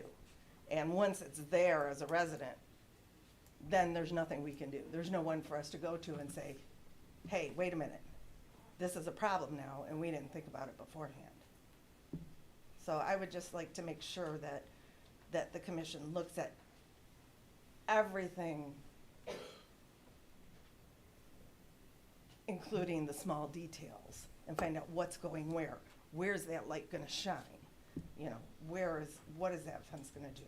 Where are the people? Even if it says no parking, where are the people logistically going, realistically? What are people going to do before making a decision? And like I said, I'm not necessarily opposed to it. I just would like there to be more detailed information on it. Thank you. Good evening. Good evening. My name is Ben Hawley. I live at 5010 Drayton Road, and I am the house that everybody is concerned about with the lights. I'm gonna address this in a weird way. First, I'm gonna start off by saying I only know these guys by first name. I do not know them, but my experiences for the last I've been on that road for 7 years, have been nothing but pleasant. Let me address the lighting thing that everybody keeps saying, the lighting.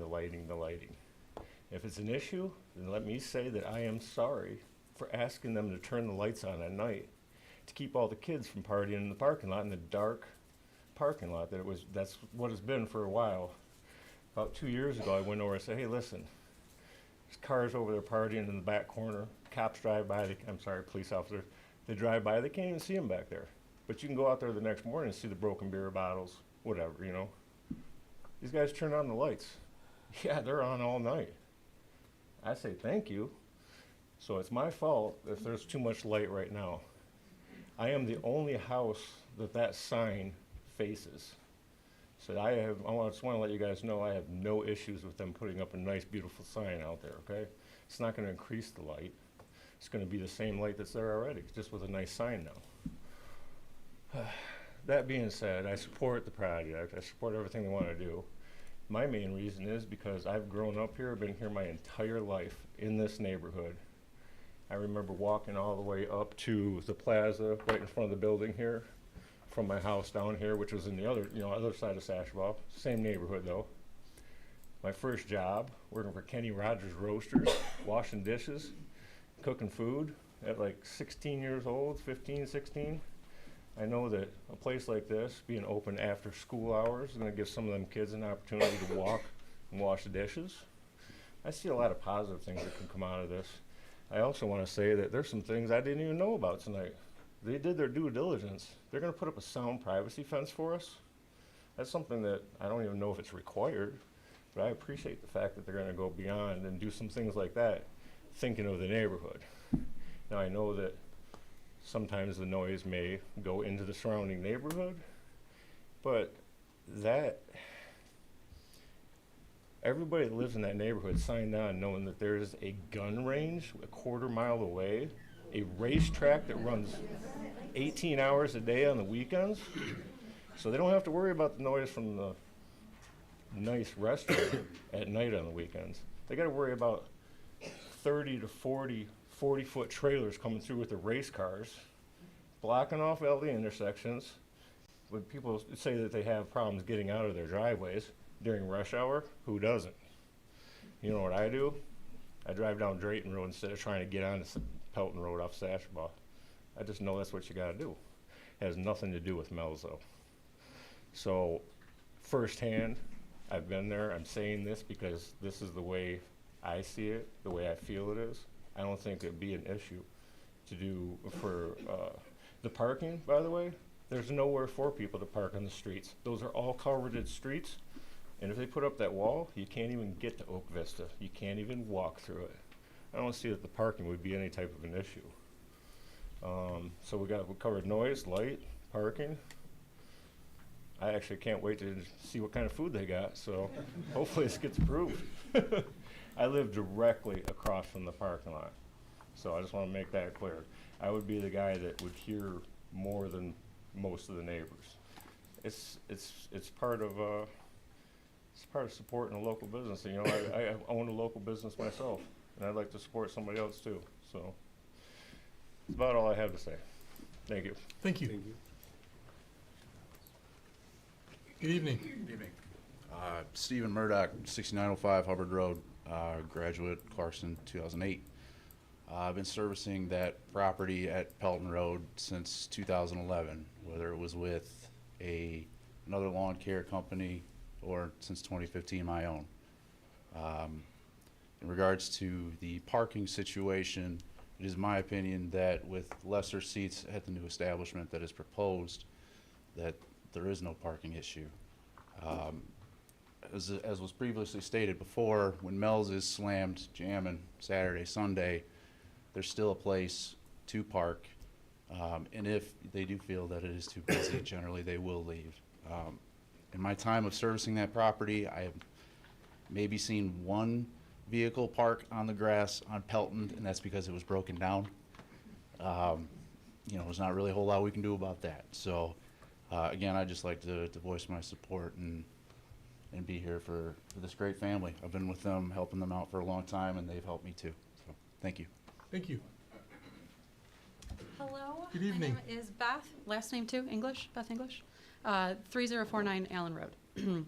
I did not prepare a speech, you guys, so this is notes from my phone. First, I also come from real estate, but not like the other one who spoke. I come from big business. So I lead real estate strategy globally for Google. And one of the things that we do in corporate offices is we look for literally ways to create community. That's how we want to get people back into the office. That's how we want people to interact with each other, to feel comfortable there, to be happy, to want to stay there. And I do have a keen eye for really identifying businesses that are able to really implement a community feel. And that is absolutely one of the things that I've always loved and respected about what Jim and his family have done across all of their businesses here in Clarkston. One of the other things I want to say too is that I did not grow up in Clarkston. I did not graduate from Clarkston schools. I actually grew up in Rochester, and I hated it. And I came to Clarkston because of my brother-in-law, and I stayed because it wasn't Rochester. And one of the things that I love about this community is how quiet it is. One of the things I love about this community is how close it is. And I started coming to Buckshot's about 10 years ago because of my brother-in-law, thank you. And I never left. And I moved here because of the community that I actually found at Buckshot's. This is a real story. We literally moved to Clarkston, my husband and I, because of the community we found there. I don't really know Jim's wife very closely. I know her in passing. But just one example of how really impactful this family is in the community is my husband and I went through fertility issues, and we could never have children, but while we were going through those fertility issues, his wife, without missing a beat, reached out to me and offered their personal resources if we ever needed any sort of additional support, literally trying to make a baby. And so that's just the kind of people that these guys are. One of the things, too, that I really want to point out is I know a lot of people have talked about a younger crowd coming in because of the speakeasy that everybody's scared of. And if you look around this room, do you see a younger crowd? And so one of the things that I do want to point out is that Jim polices the absolute bejesus out of Buckshot's. And that's one of the things that I really love about the way that they run their businesses.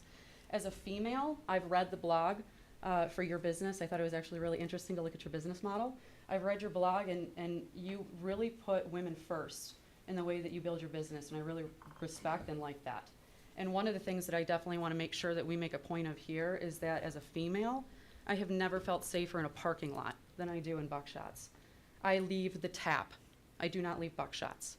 I do not feel comfortable in Kroger parking lots at night. I do at Buckshot's. And so I really just want to speak for everybody in this room, unfortunately, that we literally all know each other because of Buckshot's. We're not all friends. We all don't work together, but we literally know every single person in this room. We all recognize each other, and it's literally because of Buckshot's. So the one thing that I do want to reinforce here is that we don't have a younger crowd at Buckshot's because Jim has rules. Younger crowds don't like rules. And he polices, and he polices, and he polices, and he polices, and he polices. And I have never, ever, ever seen an issue at Buckshot's, period. There's been people that have come in every once in a while that you don't see there very often that have started to possibly cause a wrinkle of disruption, and these two have removed that person from that facility and sent them on their way faster than you can blink. They have so many rules and regulations around how you behave in their establishments that I do not see a younger crowd happening at this restaurant. I do not see problems happening at this restaurant. I do not see Jim not policing his parking lots and his surveillance at this restaurant. And the last thing that I want to say too is I don't know Jim that well. I have his phone number. My husband has his phone number. Sean, my brother-in-law, has his phone number. Tons of people in this room have his phone number. And again, as a female, Erin has worked for Jim forever. Amy has worked for Jim forever. I know almost every single wait staff at Buckshot's because they haven't quit. And they're all female. And they all feel loved and respected, and they stay. And people do not stay, especially in the service industry, unless they feel taken care of. So that's just my off-the-cuff notes. Okay, thank you. Thank you.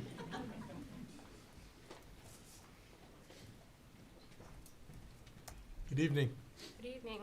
My name is Brandy. I'm not from Clarkston. I actually grew up in White Lake. I moved here with my husband about 14 years ago, so basically right when Buckshot's began. I'm so happy I did. I have met some of my lifelong friends there. I knew nobody from here, nobody from Waterford, from Clarkston, and I think it would be silly for you not to approve this awesome place because Jim, Jake, the family, I don't even know that well, but I know that I live right down the street from Buckshot's in Mel's Grove, right off of Andersonville. And the traffic hasn't been any different than it would be in any area. But yeah, I second what Beth said, and it would be really cool to see them and all of this get approved. Thank you. Thank you.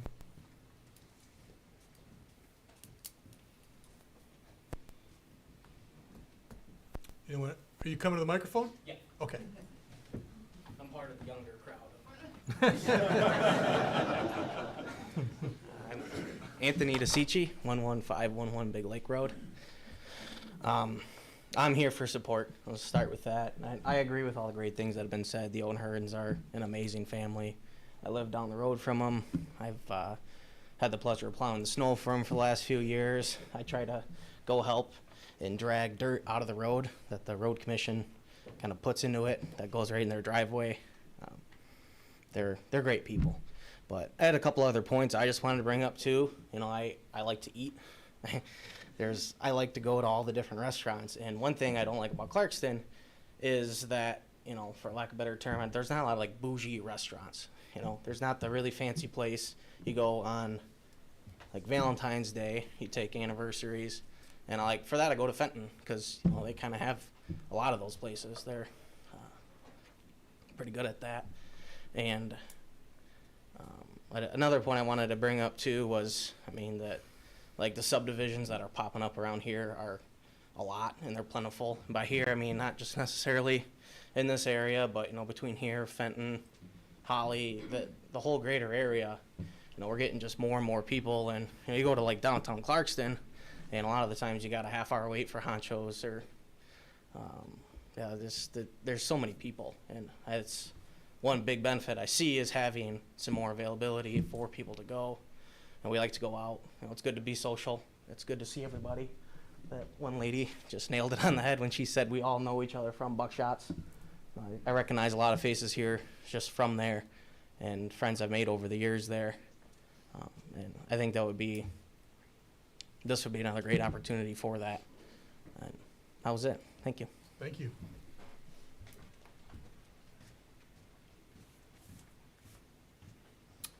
Anyone else? Couple more.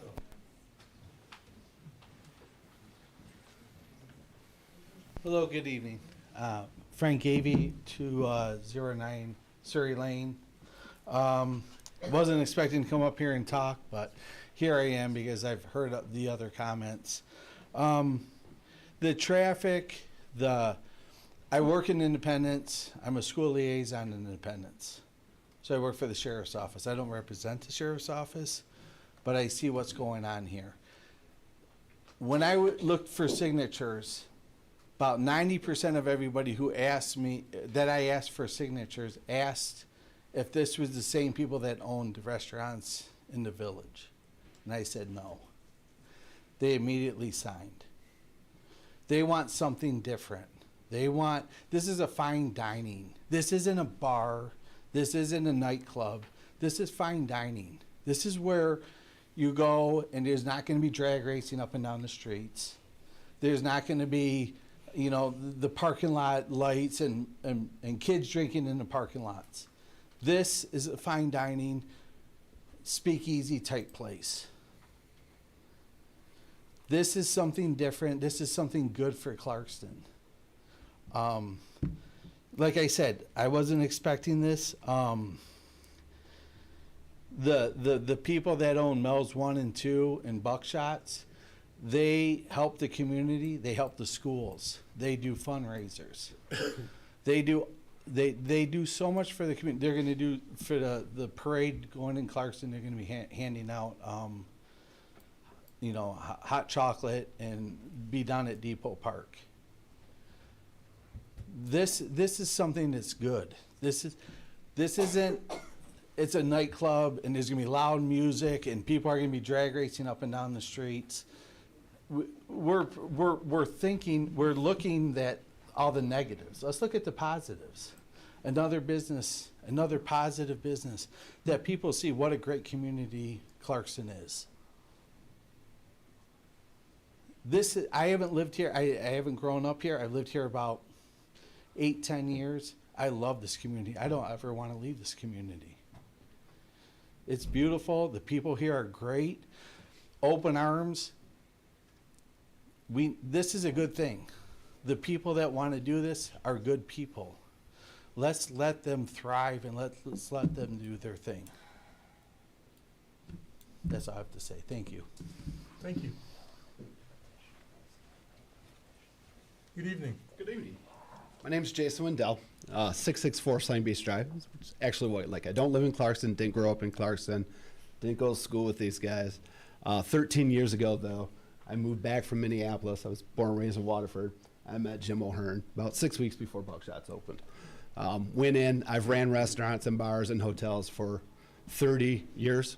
I'm very critical of bar ownership and restaurant ownership. And I worked for Buckshots for 2.5 years. I've been hosting the trivia at Buckshots for 11.5 years. Jim and Jake and Joe O'Hearn, the O'Hearn family, the entire organization, just peach people. I've emceed many of their fundraisers at Buckshots to help them raise money for the communities and other causes. I ran security for bars for 10 years. So to address the issues of the neighbors about security, these gentlemen will absolutely handle that. There's never been issue at Buckshots. I bounced for many years. These guys have it taken care of before it even happens. They see it coming, they get the people out. I will echo many of the people that have said that here. Beth was right. I recognize a ton of faces here. People that have been coming in and out of Buckshots for 13 years. Friends, family, community, and that's all they want to continue to create in your community. And I highly suggest you do that. I am absolutely in favor of this proposal because I know they will run exactly what they say they're going to run.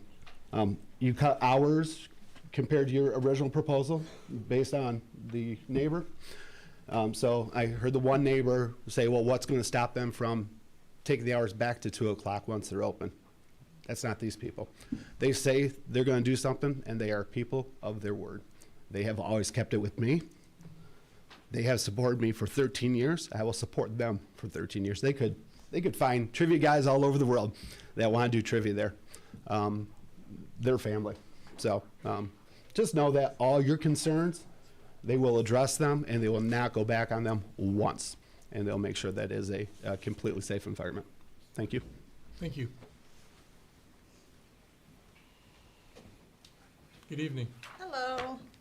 My name is Sierra Cavender, 4788 Hillcrest Drive. I am an employee of the O'Hearns. I have been for 12 plus years, going on my 12th year. Love the family, will support anything they do.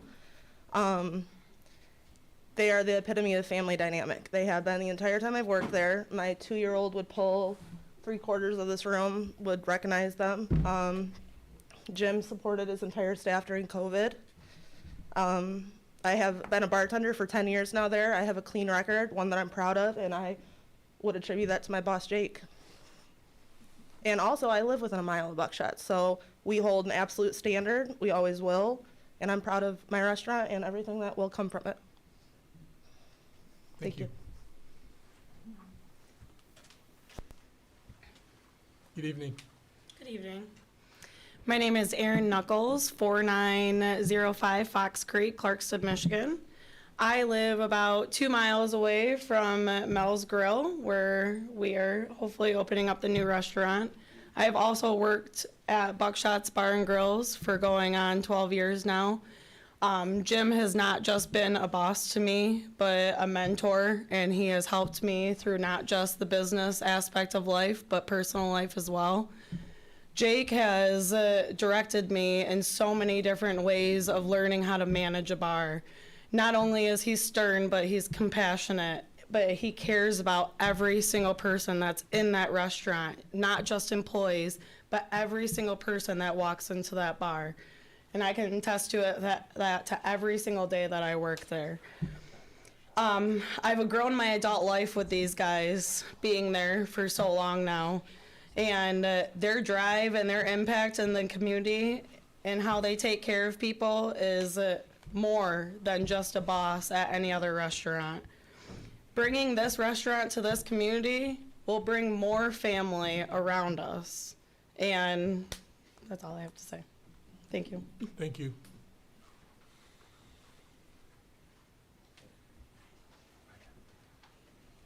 Hello. Good evening. My name's Tony Valancourt. I live at 3593 Meadowley Lane, Waterford. I'm not here to talk about parking or lighting. I just want to say that I've known Jim and Jake for almost 20 years. They were two technicians at a large communication company that I hired. They were the most reliable and bright young men that I know. I consequently Jim worked with me as a peer at the same company. And after I retired, I've done some work over at Buckshot's with them. And their integrity is beyond reproach. If they say they're going to do something, they do it. I don't know of, any two nicer guys. I'm just very proud of them. If they give, if you come up to them, you give them a call, they not only hear you, they listen to you. And if there's an issue, they'll take care of it. Thank you. Thank you.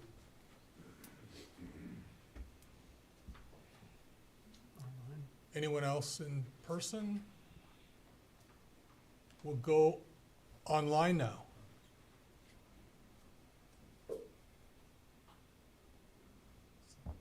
Anyone online who wants to speak? Looks like Elizabeth. I'll speak.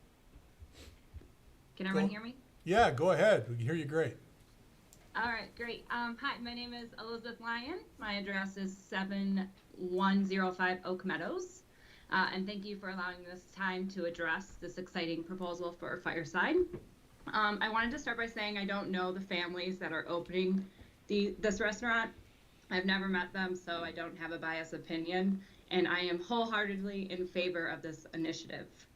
I'm a Clarkston resident as of 2 years ago, and I'm a homeowner.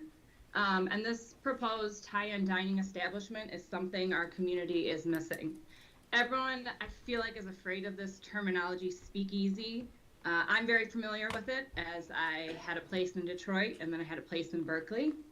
It's not a bar. It's a classy establishment. I unfortunately have to leave my community to spend my money in more developed areas that offer diversity that Fireside wants to offer. I think I've heard a lot of people afraid of this younger, rowdy crowd that it's going to bring. Newsflash, the younger, rowdy crowds can't afford the drinks at a speakeasy, nor would they want to go to this type of place. So I think people have to kind of understand that. For the residents that are on Pelton, You purchased your home already next to an establishment, so I'm not sure what the issue is there. I just want to say that everyone knows it increases your value when a thriving local business is in the area.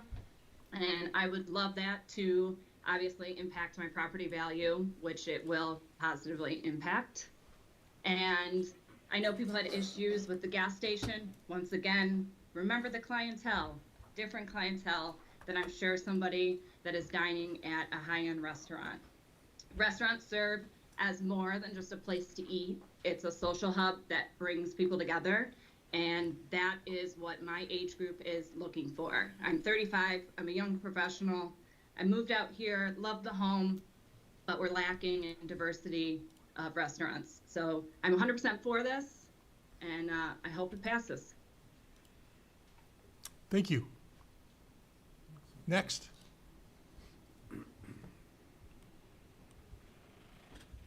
Somebody with their hand up there.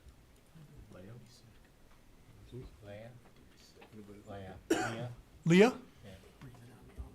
Leah or Leah? Yeah, hi. On behalf of Buckshots, I have worked there for a little over 2 years now, and I have not loved an establishment of where I work more, because I believe a good place to work is a place with good management, and that is something that they definitely have here. I trust Jake and Jim with my life. I love working here, being a female employee. I trust where I'm working and who I'm working for. And I did go out of my way to ask Jim a couple of weeks ago for a letter of recommendation for when I pursue a career in my schooling field. And he was more than generous and wrote a gorgeous letter for me as a recommendation, and I greatly appreciate everything these gentlemen do for me. Thank you. Any other hands up? No? We're going to close the online comment section of the public hearing. One? One more. One more, sorry. Carolyn? Carolyn, I apologize, Carolyn, go ahead. I'm so sorry. I tried to sneak in right before you said something. No worries. My computer door.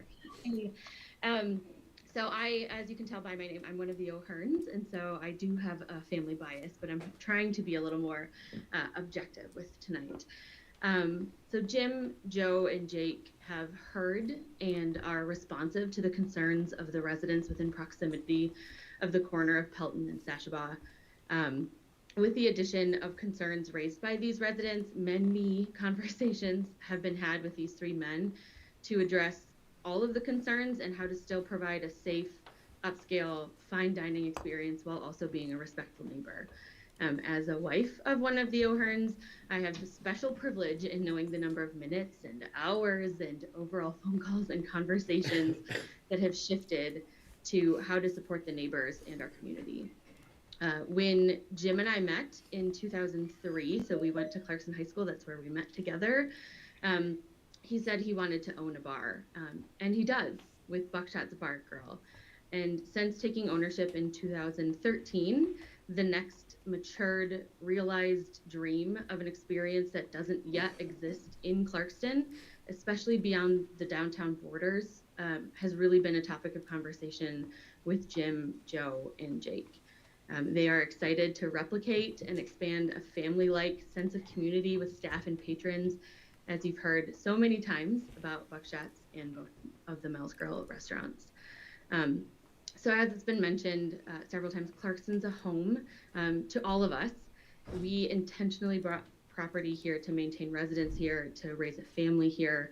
And the last thing that any of the O'Hearns or the Habermases would want to do is bring a business that would be creating negative attention to a town that's our own. So thank you so much. Thank you.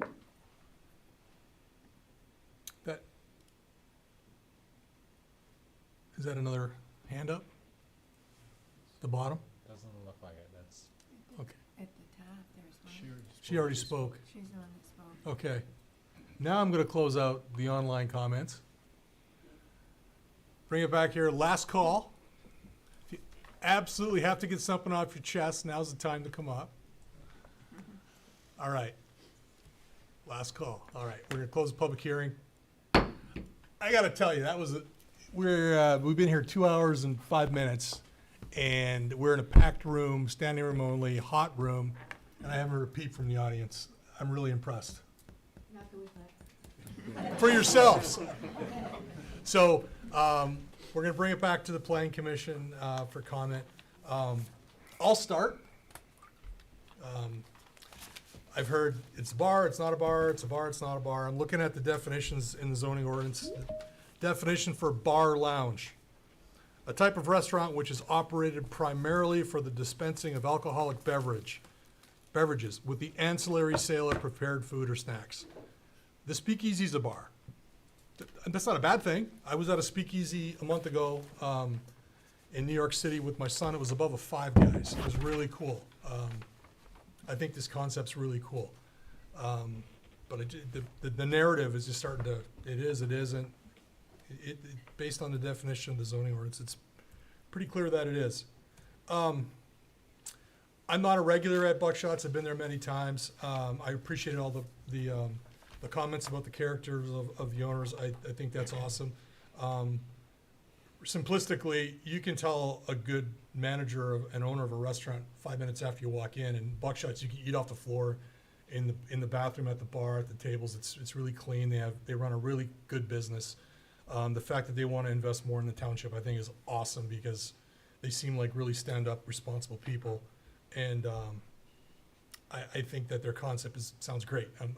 I would spend a lot of money upstairs and downstairs at that facility. I've got two concerns with the application. One I think is not a deal breaker.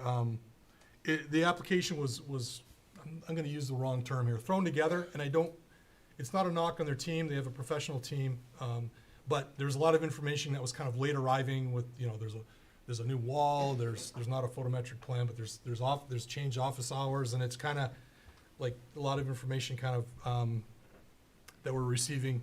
That would have been nice to have all that on the site plan in one neat package, because it's not a negotiation. We're reviewing a site plan application, and I think there's a little bit of work to do on the application to bring all this information together. I heard a lot of concerns of the neighbors. I think the neighbors who were opposed to it were very articulate, and I was very impressed with that. I think design can accomplish a lot. The concern I have that is a bigger gap that I don't know how I'm going to get past it. This is zoned OS2, and I understand where Mr. Reed was going with the description, with saying it could have been OS1, but it's not. It's OS2. So this is a special land use in OS2, and a use permitted by special land use in OS2 is I'll just read it here, sit-down restaurants serving food and beverages consistent with the intent of this district. Consistent with the intent of this district. And you go to the intent of the district. The OS2 district is not intended to permit commercial retail uses that generate a large traffic volume. A limited range of business and service uses are permitted for the benefit of office personnel, tenants, and visitors, provided that offices and technical uses remain the predominant use within the district. The district shall be characterized by uses that, one, generally operate during normal business hours, generally operate within normal business hours, and two, produce a low volume of traffic. There are some other standards.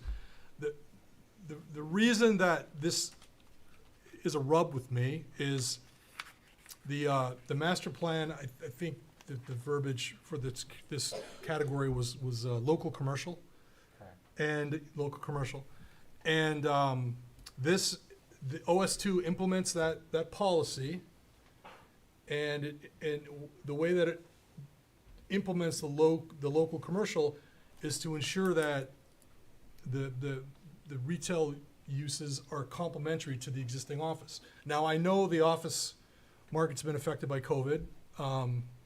Big offices more than small offices. I get all that. I get the challenges of COVID. I understand that, but my concern is if someone had purchased a home next to this property and they looked at the master plan and they looked at the ordinance, they would have said, oh, wow, the policy is local commercial.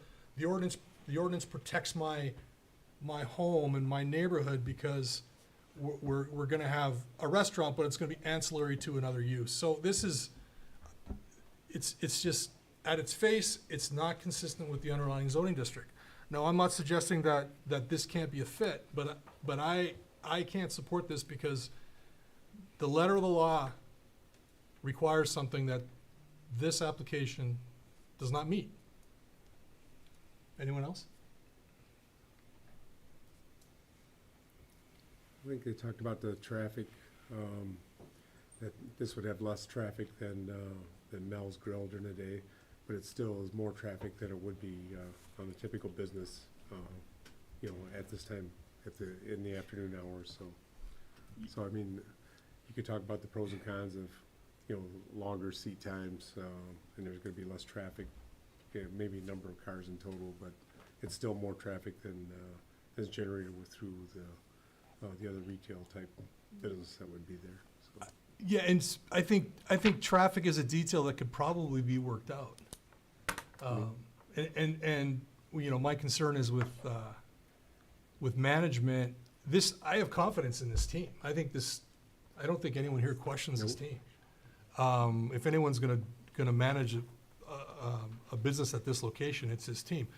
The issue I have is just the provisions of this zoning district, but I'm one vote of 7.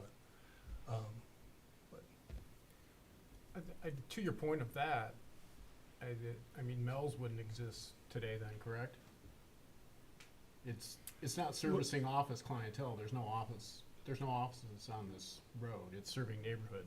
It's serving the neighborhood, correct? Well, there was an office there. There were offices in that space. Yes. Some time ago. But the 1 or 2 employees there isn't keeping Mel's alive. It's the neighborhood that keeps it alive. So I guess in my mind, the clientele is the neighborhood. There's no office buildings in Clarkston. I mean, there's a couple, but so that's the verbiage in there. But does that verbiage even apply to our community? That I don't know. It applies to that zoning. What's that? It applies to the zoning. It applies to the zoning, and that's the heartburn that I have over this.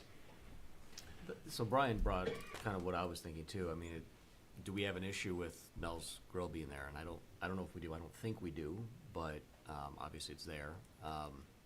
So if they came in here and just wanted to expand Mel's Grill and then expand their hours, which I think restaurants typically are later than 3 o'clock, I think that's obvious, would we have an issue with it? And I don't know if we would. I think in some ways this is better just because that portion of the building won't be open, so we don't have as much of a parking issue. So I struggle with a couple of things here. I mean, obviously, the neighborhood was completely not in support of this, and we had a management team that wasn't as good. I think it'd be a much easier decision. When I first saw it, I thought there's just not enough parking for this, but you bring up some good use questions as well. I don't know if I necessarily just label it as a bar, though. I understand the downstairs area. I think somebody read the letter of the law of the bar, and it's, I think maybe you did, Brent. And I don't know if this is necessarily ancillary food for the bar. Certainly for the main level. The lower level, yeah, and I kind of brought that concern earlier too as well. I like the speakeasy part of it, but that might be some of the concern I think we're all having. So, and maybe that's what the neighbors have as well. So, I'm not quite sure I'm 100% comfortable with it. I guess I have a question for staff. This is a special land use and a conceptual site plan, right? It's an amended final. It's an amended final. Meaning what? It's already received site, I mean, the site of Mel's Grill and the building. Okay. All of that received site plan approval. So does it come back to the planning commission after this? You have to address the special land use first. Okay. Then you can deal with the site plan issues. So we could conceivably approve a special land use and then have them come back with a site plan? Sure. Can I jump in with a question on special Of course. land use? If a special land use was approved, that goes with this operation, correct? So questions of some of the neighbors, oh, well, what if it fails? Who's gonna be in there next and what can they do? It goes with this specific plan, correct? It's tied to the land. The property. The property. Yeah. Can you So- tie it to just this operation No. with a condition? No. You know, so you couldn't just tie it to fireside kitchen, and when it closes, you can't do that in a special land use situation. But we could have conditions of approval as far as hours and Sure. parking and walls and all those sorts of things. But a future owner could come back and would have the right to have whatever was approved for this particular project. So, and ask for additional things or change the hours or whatever. Well, that's, I guess, to that point, any They would come condition we back. put on it, that new business has to comply with, or it loses its use. Or they'd have to come back and amend it. Try to amend it. Yeah. And typically, we have issues with site plan. I'm not necessarily certain there's anything that will or can change with the site plan, but for a couple of these things. And I appreciate you guys working with the neighbors. That's always a bugaboo for me. I'm in the business, and that's the thing that just is most important to me, is meeting with the neighbors. It sounds like you've done that. I'd like, obviously, that to continue the conversation with the neighbors. I think that's very important. I think there's certain things that if this does move forward, you know, there are things that I think you can help with the neighbors in that regard. But it sounds like you've thought about these things and you have had conversations, so I appreciate that to a lot. So I don't know if is it just the use then specifically, or is it the hours? I want to get a sense from the rest of the planning commission, because if we're okay with Mel's Grill, what are we specifically, you know, having an issue with this proposal? I have a separate issue. In the package that we got, there were safety issues that needed to be addressed. Will that be done administratively? Is that how that'll be handled? What safety issues are you referring to, from the fire department? Yeah, I think it was all from the fire department. It was Yeah. about the elevator and, Yeah, all that's handled through permitting, if they were to be approved. so that would be addressed even if it got approved here. Yeah, oh yeah, yeah. It's basically administratively through the building department. Correct. That's what you're saying, so. Yep. It isn't something we approve on the site plan. Yeah. Because those- it's internal, right? Yeah, those issues, when it comes to the building department, it's reviewed for zoning compliance by the planning department, and then it goes back to the building department, and they work with the fire marshal to make sure that, you know, it's constructed per code. Did you have something? I did, I just wanted to mention, and this is my opinion, and it's the first time I've worked with you guys, so I may be off base here, but I would suggest, because some of the concerns of the nearby neighbors and possibly some of your concerns regarding the use could possibly be ameliorated by changes to the site. The addition of the wall and, you know, maybe making a few adjustments here. I would suggest that you not approve the special land use until you see a site plan that you can also approve. That would be my recommendation to you, but again, this is my first time with you all, so. Yeah, I was kind of suggesting that as well. I mean, I wanna wrap my head around this verbiage for this district, because it's, you know, I'm really torn, because I'd go here a lot, selfishly. It wasn't at this site. I don't think we have. To this type of restaurant is like in my wheelhouse, so. But does that verbiage apply to anywhere in Clarkston? Where in Clarkston services a large office complex? What's the OS2? I guess that's my counter to the rub of the Right. ordinance. I think that ordinance is outdated for our community, really. It's a, Mhm. it's a neighborhood community, this whole township. Yeah. Yeah, but I agree with Sally's point. What are we approving tonight? We got a site plan, we've got a legal document here, we've got a PowerPoint presentation. I agree. What's before us this evening? I don't know. So what I'd like is a complete, accurate, updated packet that we can sink our teeth into. Hopefully some direction we can give them to them, because really it basically comes down to traffic, lighting, noise. It's, you know, those issues kept repeatedly coming up. And I think by getting the site plan with all that stuff updated on it, you know, as a resubmittal is a minimal step anyway. I think we have to take. And I'd like to zero in, I want to really get parking right, I think they have every intention to get parking right. It doesn't feel like it's where it needs to be. Right now, we don't think we have enough information. You know, I'm torn because I agree the language is a little bit outdated. If it was two restaurants operating concurrently, I think that's a bridge too far with me. One being closed and one being open. So essentially half this, That's half is parking. vacant while That's the other is. parking, but it's, you also brought up use. Yeah, yeah, that's so the I other mean, part of the argument. but we've got a site plan that I think needs to be updated based on all this information that's bouncing around. Yeah. But I'm only one vote, so. Well, I so mean, what- that's where I'm at. I mean, Yeah. that's what I was getting at. To me, if without the updated site plan to address a lot of the issues that we heard tonight, that's, approving the special land use is nil to me, so. I guess I'm in favor of this. I think it's a great idea and I think great people. Going back 14, 15 years, that's how I got onto this board in the first place, is, I got upset enough at a meeting, I opened my mouth, so it's like, so. That'll teach you. Mr. Borshai, anything to add? You know, this has been a very challenging third meeting for me. I'm a new guy here. My head says it doesn't meet the OS2 definition, but my heart says these are the right operators for a type of establishment that I think we all love to visit. So, having a challenge here. That's well stated. That's well stated.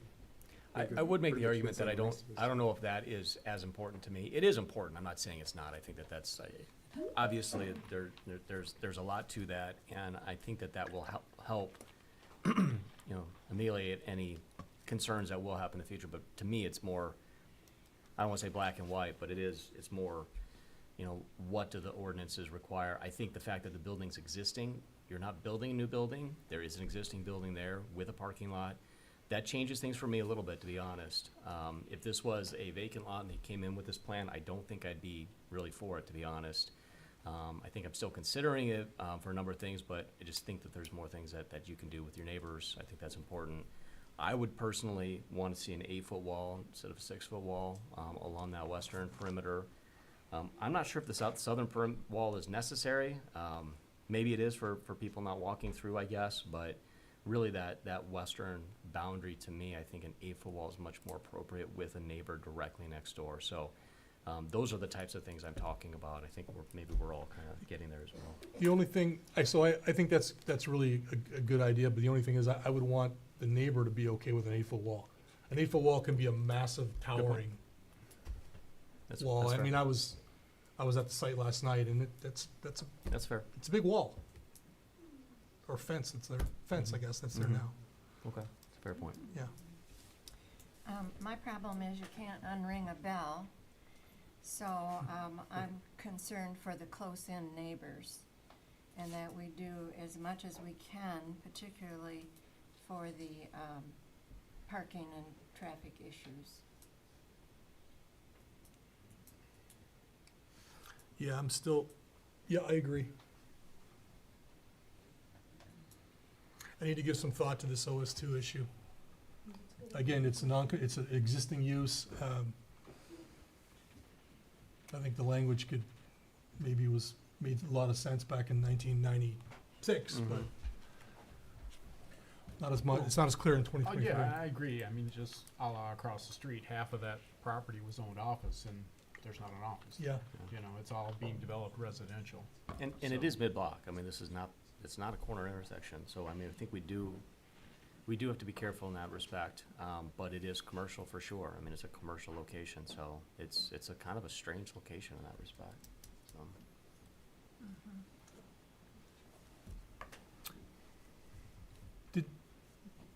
Did you meet directly with the abutting neighbors? You can, yeah. We went door to door with everyone, within 300 yards of the house, and we also looked at that, or 300 yards of the property. Thank you. Sorry, sir, I've never met you. So, yeah. When I say we have. Hold on. Oh, okay, the waitress came over to my house. Okay, so, that was, no, public hearing's done. That's my fault I should have had you go to the podium to answer the question. I think that does point out that is needed. I mean, I think that at least with the direct neighbors, they should have your phone number. You know what I mean? It should, at this point, you need to be meeting with them. Because that's our concern right here, and that's something that I think you can do, and I know you will do. I mean, you guys are understanding people, I understand it. If I say something, do I go up there, or say it here? No, I'll invite you to the podium because I opened the can of worms here, so please go to the podium. So as we went door to door as a team, because there's lots of houses, lots of neighbors, one person, it's just not feasible to do that kind of a thing. And plus, trying to touch as many houses as we could, we needed a team of people. We reached out to the neighbor to the west, Mr. and Mrs. Akers, and we heard their concerns. We heard them the day that we knocked on their door, and we reached out to them to try and meet with them privately before this meeting so we could hear their concerns. And somebody mentioned it here earlier, when we hear people, we listen. And so we tried to do that in particular because we knew that that family in particular was upset. But we want to work with them. Like, as we mentioned, for all the reasons mentioned earlier, we all impact each other. And we realize that. And we stand for what's good and what's right. And we have no problem going to more houses or more neighbors. And I'm happy to give anybody here my cell phone number. That's just who I am. It's what I represent, and it's what we represent, and that's what this place would do. So I have personally no concerns over mitigating issues and that stuff because we have a track record of doing it, and we do it. So not to minimize anyone's concerns by any means because they're important to us, but I know we can overcome the challenges that we face together to make this a harmonious situation. So just to clarify, I'm talking about really your direct neighbors, which, I mean, I would assume you guys would want to meet with them directly. So I would encourage you to they reach out to you to take that advantage and sit down and discuss with them. Because that to me is, yes, the road is, people down the road, that's important. But I think the direct, if I lived right next to it, I would have concerns too. So I think those are the people you really need to sit down and talk to. Okay. We'd want to see that. Okay. Anything to add? You don't have to talk. You go ahead. No, I agree with what he's saying. It's the close-in neighbors, I think, that need some attention. And we couldn't ask for a better company to work with, I don't think. So, that's sort of neutralizing my opinion, is that they're so willing to work with the people that I think hopefully there can be a solution. And I know we have the OS2 issue, but Judy was talking about earlier, I kind of did the parking, and to me, it looks like it might be adequate with the swap in time, but you did ask about the employees. I mean, how many employees do they anticipate working there, and where are they gonna park? Yeah, I think that the parking needs to be worked out and just zeroed in on, so staff and the consultant has a comfort level, so that we can have a comfort level. Mr. Ottman, in any parking calculation we figure out for any project, office, gas station, whatever, the employees are figured in the parking calculation, correct, as part of the formula? Well, not technically in our ordinance on a lot of uses, but they do, it's still a consideration whenever we look at a project. So, I mean, it's always helpful that the petitioner provide the most information possible, Well, I understand, more for you clarity guys to make is that obviously decision. better, correct, So, yes. So the more information, the better on what their peak shift will look like and things like that, so. Yeah, okay, thank you. When you talk to the neighbors, also talk to the ones that are on Sashabo that are affected. A couple spoke tonight. One had concerns about headlights, and there's ways to accommodate concerns, and I think it sounds like you can figure out how to work with them in the future. Do we have someone who wants to move forward a resolution? don't think we need a resolution for postponing it. Should motion to postpone. Motion to postpone. I'll make a motion, PC file number 2023-013, petitioner Trida Investments, that we postpone the case to their requested next meeting. Just postponement is open-ended. Open-ended, So it's up to open-ended them postponement. To meet future deadlines.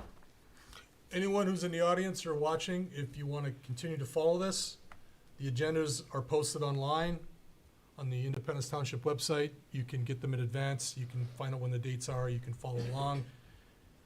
If you want to attend the next meeting remotely, you can do it, or you can come in person. Continue to stay involved. And Motion. was your motion, did you provide reasons for your motion? I guess the reasons would be to clarify the neighbors' concerns and the site plan issues addressed by the planning commission, staff, and consultants. I guess that's it. Yeah, it's gotta come back clean. And the more information you put on that site plan that's clean and definable, and the better. And I think we need to firm up the numbers. Yeah. So we're more sure Yeah. what we're talking about. That was covered in the motion. So Okay. that was a motion. Yes. Do we have I'll a s- second it. We have a motion by Galley, seconded by Ritchie. Any discussion? I think we've kind of exhausted the discussion on this. Yep. Can we have a roll call vote, please? Mr. Borsheim, Yes. Mr. Galley, Yes. Mr. Logren, Yes. Mr. Patel, Yes. Mr. Ritchie. Yes. Chairman Sabado. Yes. Ms. Tully, yes. Item is postponed. Next item, item G, regular business, there's none. Mr. Galley, Mr. Ottman, correct? Correct. There's no minutes for approval of minutes. The consultant report? No consultant report. Discussion? No discussion. Item K, adjournment. I move we adjourn. Do I hear a second? Second. All in favor signify by saying aye. Aye. Adjourned, 8:33 PM.